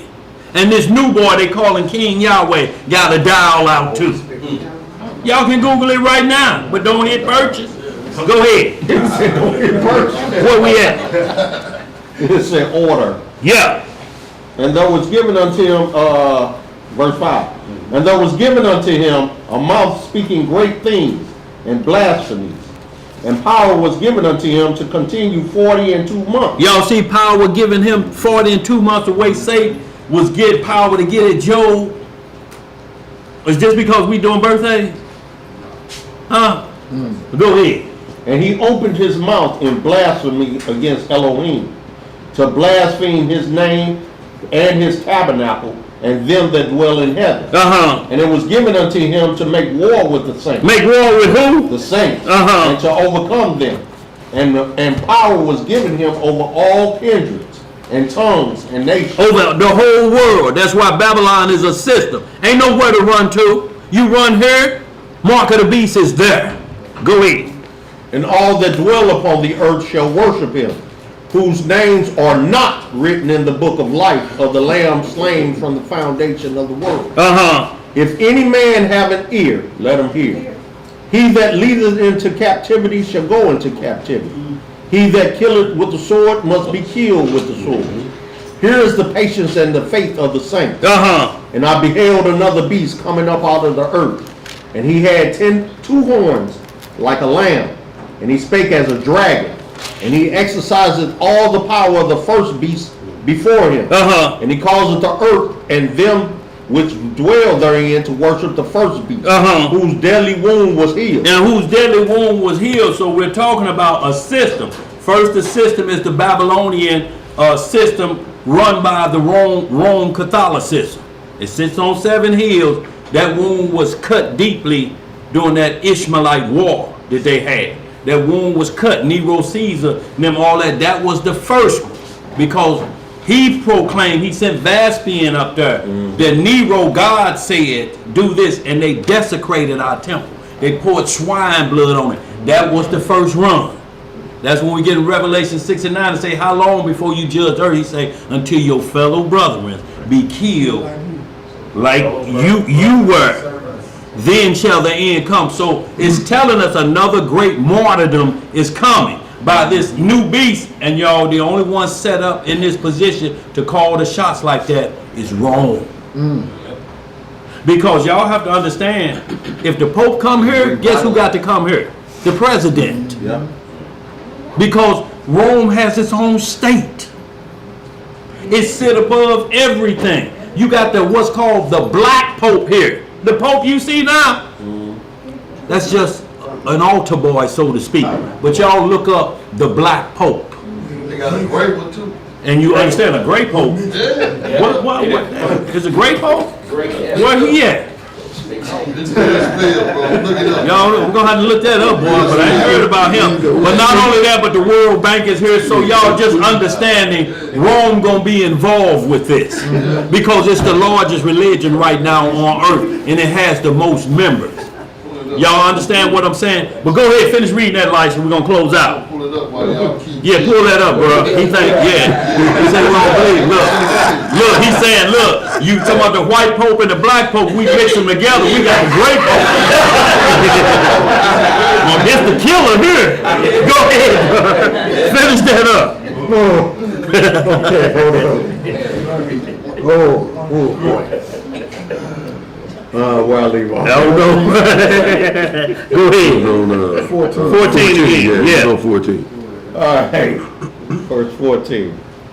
And deceiving them that dwell on the earth by the means of those miracles which he had power to do in the sight of the beast, saying to them that dwell on the earth, that they should make an image to the beast, which had the wound by a sword, and did live. And he had power to give life unto the image of the beast. And the image of the beast should both speak and cause that as many as would not worship the image of the beast should be killed. So now we getting into AI with this. That beast gonna look that image is gonna look the split image of the Antichrist. It's gonna do most of the bidding. It's gonna go out through all the nations, the image of the beast as a robot AI. Y'all understand what we saying? It's gonna be the image of the beast. It's gonna look just like him, it's gonna be performing like him, and he's gonna be like a substitute for him. Go ahead, bro. And he causeth all, both small and great, rich and poor, free and bond, to receive a mark in their right hand or in their foreheads, and that no man might buy or sell save he that hath the mark, or the name of the beast, or the number of his name. So you can't buy, sell, or trade when this individual come in. So ain't no bartering going on. Ain't no money gonna be transferred. I'm talking about ain't even no secret money. Let me get a dub. That dub must be transferred. That money is going to transfer some kind of way. Right. You understand? And once they know and they ask you, what is this dub we keep seeing here? You're going to have to answer for them transactions. Y'all, I'm talking about nothing moves unless you got the mark of the beast. They can cut your water off now. They can cut your electric off. They can cut your gas off at the office now. Yeah, they ain't got to come to your house no more. No more of that. That's okay. We got tired of everything. answering the door. Look here. Boy, look here. Not answering the door. Like you say. Look, ignoring that red letter they see. Go ahead, bro. You see that dude with that long pole outside? Yeah. And look, now, if you get behind on your phone bill, they don't even let you try to set up a payment plan until you call the number. Yeah, it got to get set off first. We got the money. We got the money. They doing it in cars. They sell people cars that if you turn that car off, you got to pay every 2 weeks. Don't turn that car off. Don't you go in nowhere to get lunch and come back out and ain't pay that note. They will turn the car off and it won't start again until you pay the bill. No, it ain't your starter. Yeah, go ahead. Go ahead. I done had that. Tomorrow is my starter. Because he come over and check my car and he won't start. And I had to get it towed home last night. I'm like, all right, what's wrong with it? I don't know, it just won't start. It just clicking. I'm like, okay, I get over there. I'm clicking. I'm like, all right, well, go get it started then. All right, I put the starter on. It still won't start. It just won't start. She knew what it was. Call her phone like, your car moved. They like, where your car go? They knew exactly where the car was. Exactly where it go. The whole time. They were like, no, you ain't pay your insurance. I said, so you just freaky me and lost money. Oh, she showed it, baby. They showed it, didn't it? Look, they knew what the deal was. They just couldn't say it because they got a text message. My sister had it happen to her too. Go ahead, finish that out, Elisha. We're gonna close out. Cut you off wherever you went. Verse 18. Yeah. Here is wisdom. Here is wisdom, y'all. Let him that hath understanding count the number of the beast. For it is the number of a man. And his number is 666. So y'all, what we got here is not 666. Get off all them YouTube videos. It's saying it's the number of a man. is 600. 3 score, that's 60, and 6.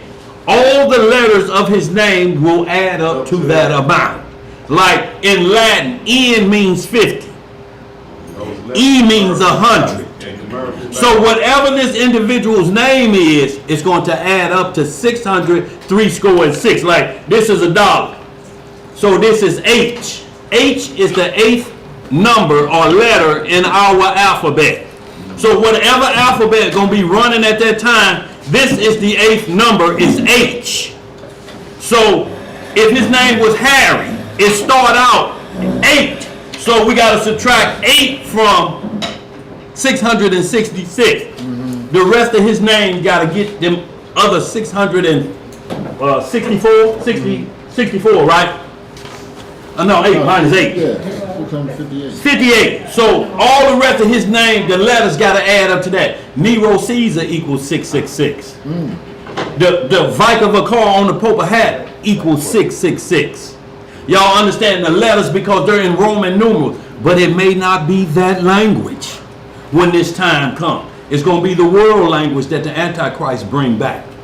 That's going to be the number of his name. When he bring his alphabet, when he bring his system to the world, that's how you going to know it, because that's going to be the money that everybody going to be using.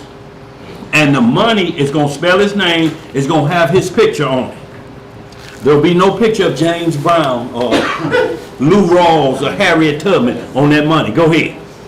Question in the chat. Are you saying that God don't have his own system that can override the beast system? No, not at that time, because this is the hour of temptation to see if you love the Most High. This is what we're talking about. It's going to be overruled at the second coming. When you read 2 Thessalonians chapter 2, it's going to tell you the Messiah is going to destroy that system at the second coming.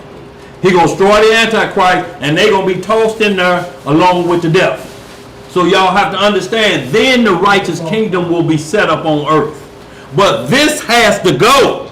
This is what's going to make him God, is all the war we got going on right now, and people running into it over the board and different things. The Antichrist going to shut all of it down and bring peace back to the Middle East and everything, and you're going to say it's got to be God. Not only that, but like we talk about the devil controlled storms and different things, sent that storm to Job's house and was trying to rock the ship that the Messiah was in. He's going to make lightning come down. He's going to do a couple other miracles, and you're going to say, we ain't never seen this on earth before. Have you? Have anybody here ever seen a man do like this and lightning hit wherever he wanted to go? When you see it and he blow up a domino table, half of us going to be like, it's got to be God. And the things that he's going to do, y'all, the miracles that he's going to be allowed to do, y'all, it's going to get the very least of them. But he told us, if you see any man saying he God, and you see the sun or the moon, if he said day or night, and you see them ordinance still in the sky, I don't care what he do, don't you move. That's the Antichrist. But you know how we are. We watched the Red Sea split open, and we left with great substance, and we went even into number 16, and we already begging to go back to Egypt. Right. What you could think gonna do when they lock everything down? Everything you do, they're gonna lock your Facebook channel down. All your likes and favorites, all that go away. You want to keep that, take the mark of the beast, and we'll continue on. You'll be in the loop. They'll be looking out. They're not part of this system. If you think they're saying you in a cult now, wait till we're in a position of where he's wearing the saints out. They're going to say, why don't y'all y'all know that's the devil. What kind of God will let y'all go through this? Folks done turn off your lights and them babies that had that papa on for 2 weeks. Y'all is in a cult. All of that's going to be taking place, y'all, when he set this up worldwide, and we on the brink of it right now. The test run already happened with COVID, where they run the one test and everybody phone went off worldwide. Already iniquity already getting into place, y'all. So with that, y'all, we're going to close out. Y'all read Revelation 14, 9 through 12, and it's going to tell you those that overcome that system, like what they asked, keeping the commandments, will be saved. Read that Revelations 14, 9 through 12. Y'all, we hope they got some good understanding of conscience over captivity commerce. Y'all, because they know you tired of being a slave. Y'all understand? So they're going to offer you gifts to make you think you equal with these people. But that gift don't last, y'all. They always got something with it. That's how they get down. Everything they ever gave us, they came back and took it. Black Wall Street, tell you, pull you up by your bootstrap. They come back and take them boots, don't they? And the strap. Yes, sir. So y'all, with that, we're going to close out. How we looking, y'all? What you got? May I make So, an yes, you announcement? may. We are still taking monetary. Hold it down, y'all. Just 1 second. Go ahead. We are still taking monetary donations for apparel. And I do have a list of things that we are going to purchase. We're going to purchase those silver sheets that you can. Milo blankets. The Milo blankets. Yeah. And those blankets, we're going to get 2 boxes of those, and we want to give 2 to each because one can be used as a tent and one they can roll up in. We're going to do the emergency water. We found some hats and gloves. We found toothpaste, toothbrushes. We're doing 100 bags this year. We're cutting it down from 2 to 1. And we're just asking for the assembly to please. Well, sis, look, we'll keep it at 2 if we get the assistance we need. We'd like to keep it at 2. We can't, it's pretty rough, huh? Well, look, y'all, we got a meeting this coming Wednesday. So y'all will have a meeting, we'll powwow a little bit. Sis, and we'll get with you to see if there's any way we can prevent lowering our numbers. You know, if it's a way possible. We're going to look at everything you're saying, what we want to do, because if we get the support we need, we can keep the numbers where they at. So y'all, we'll get with everybody. We'll have 2 by, and we'll mention it on the radio station. We have this meeting this coming Wednesday, February the 14th. So after that meeting, y'all, we'll put everything in the concrete, and we'll let everybody know and the ways that they contribute if they want to. And that's where we go out to the homeless. We make sure that they have the supplies they need while they out on the streets like that, y'all. And also that allows you to get with somebody else and bring them to your house and share a meal with them, with the pool. You know, so we'll go over all of that in the script, y'all. But with that, y'all, we're going to close out. What you got, license? Be careful who you bring to your house. Yeah, please do. Please be careful. Make sure they drink from that cup. Right, because the script say give not to an ungodly man. Yeah, that's right. Carry not thy pearls before swine. Right. See, because then if you don't, you'll be blaming the holy day on that. Yeah, right. Man, we were supposed to do that. Ain't that what the Lord say? Just bring anybody in your house. And y'all be up against the wall talking about, please, just take the meal. Yeah.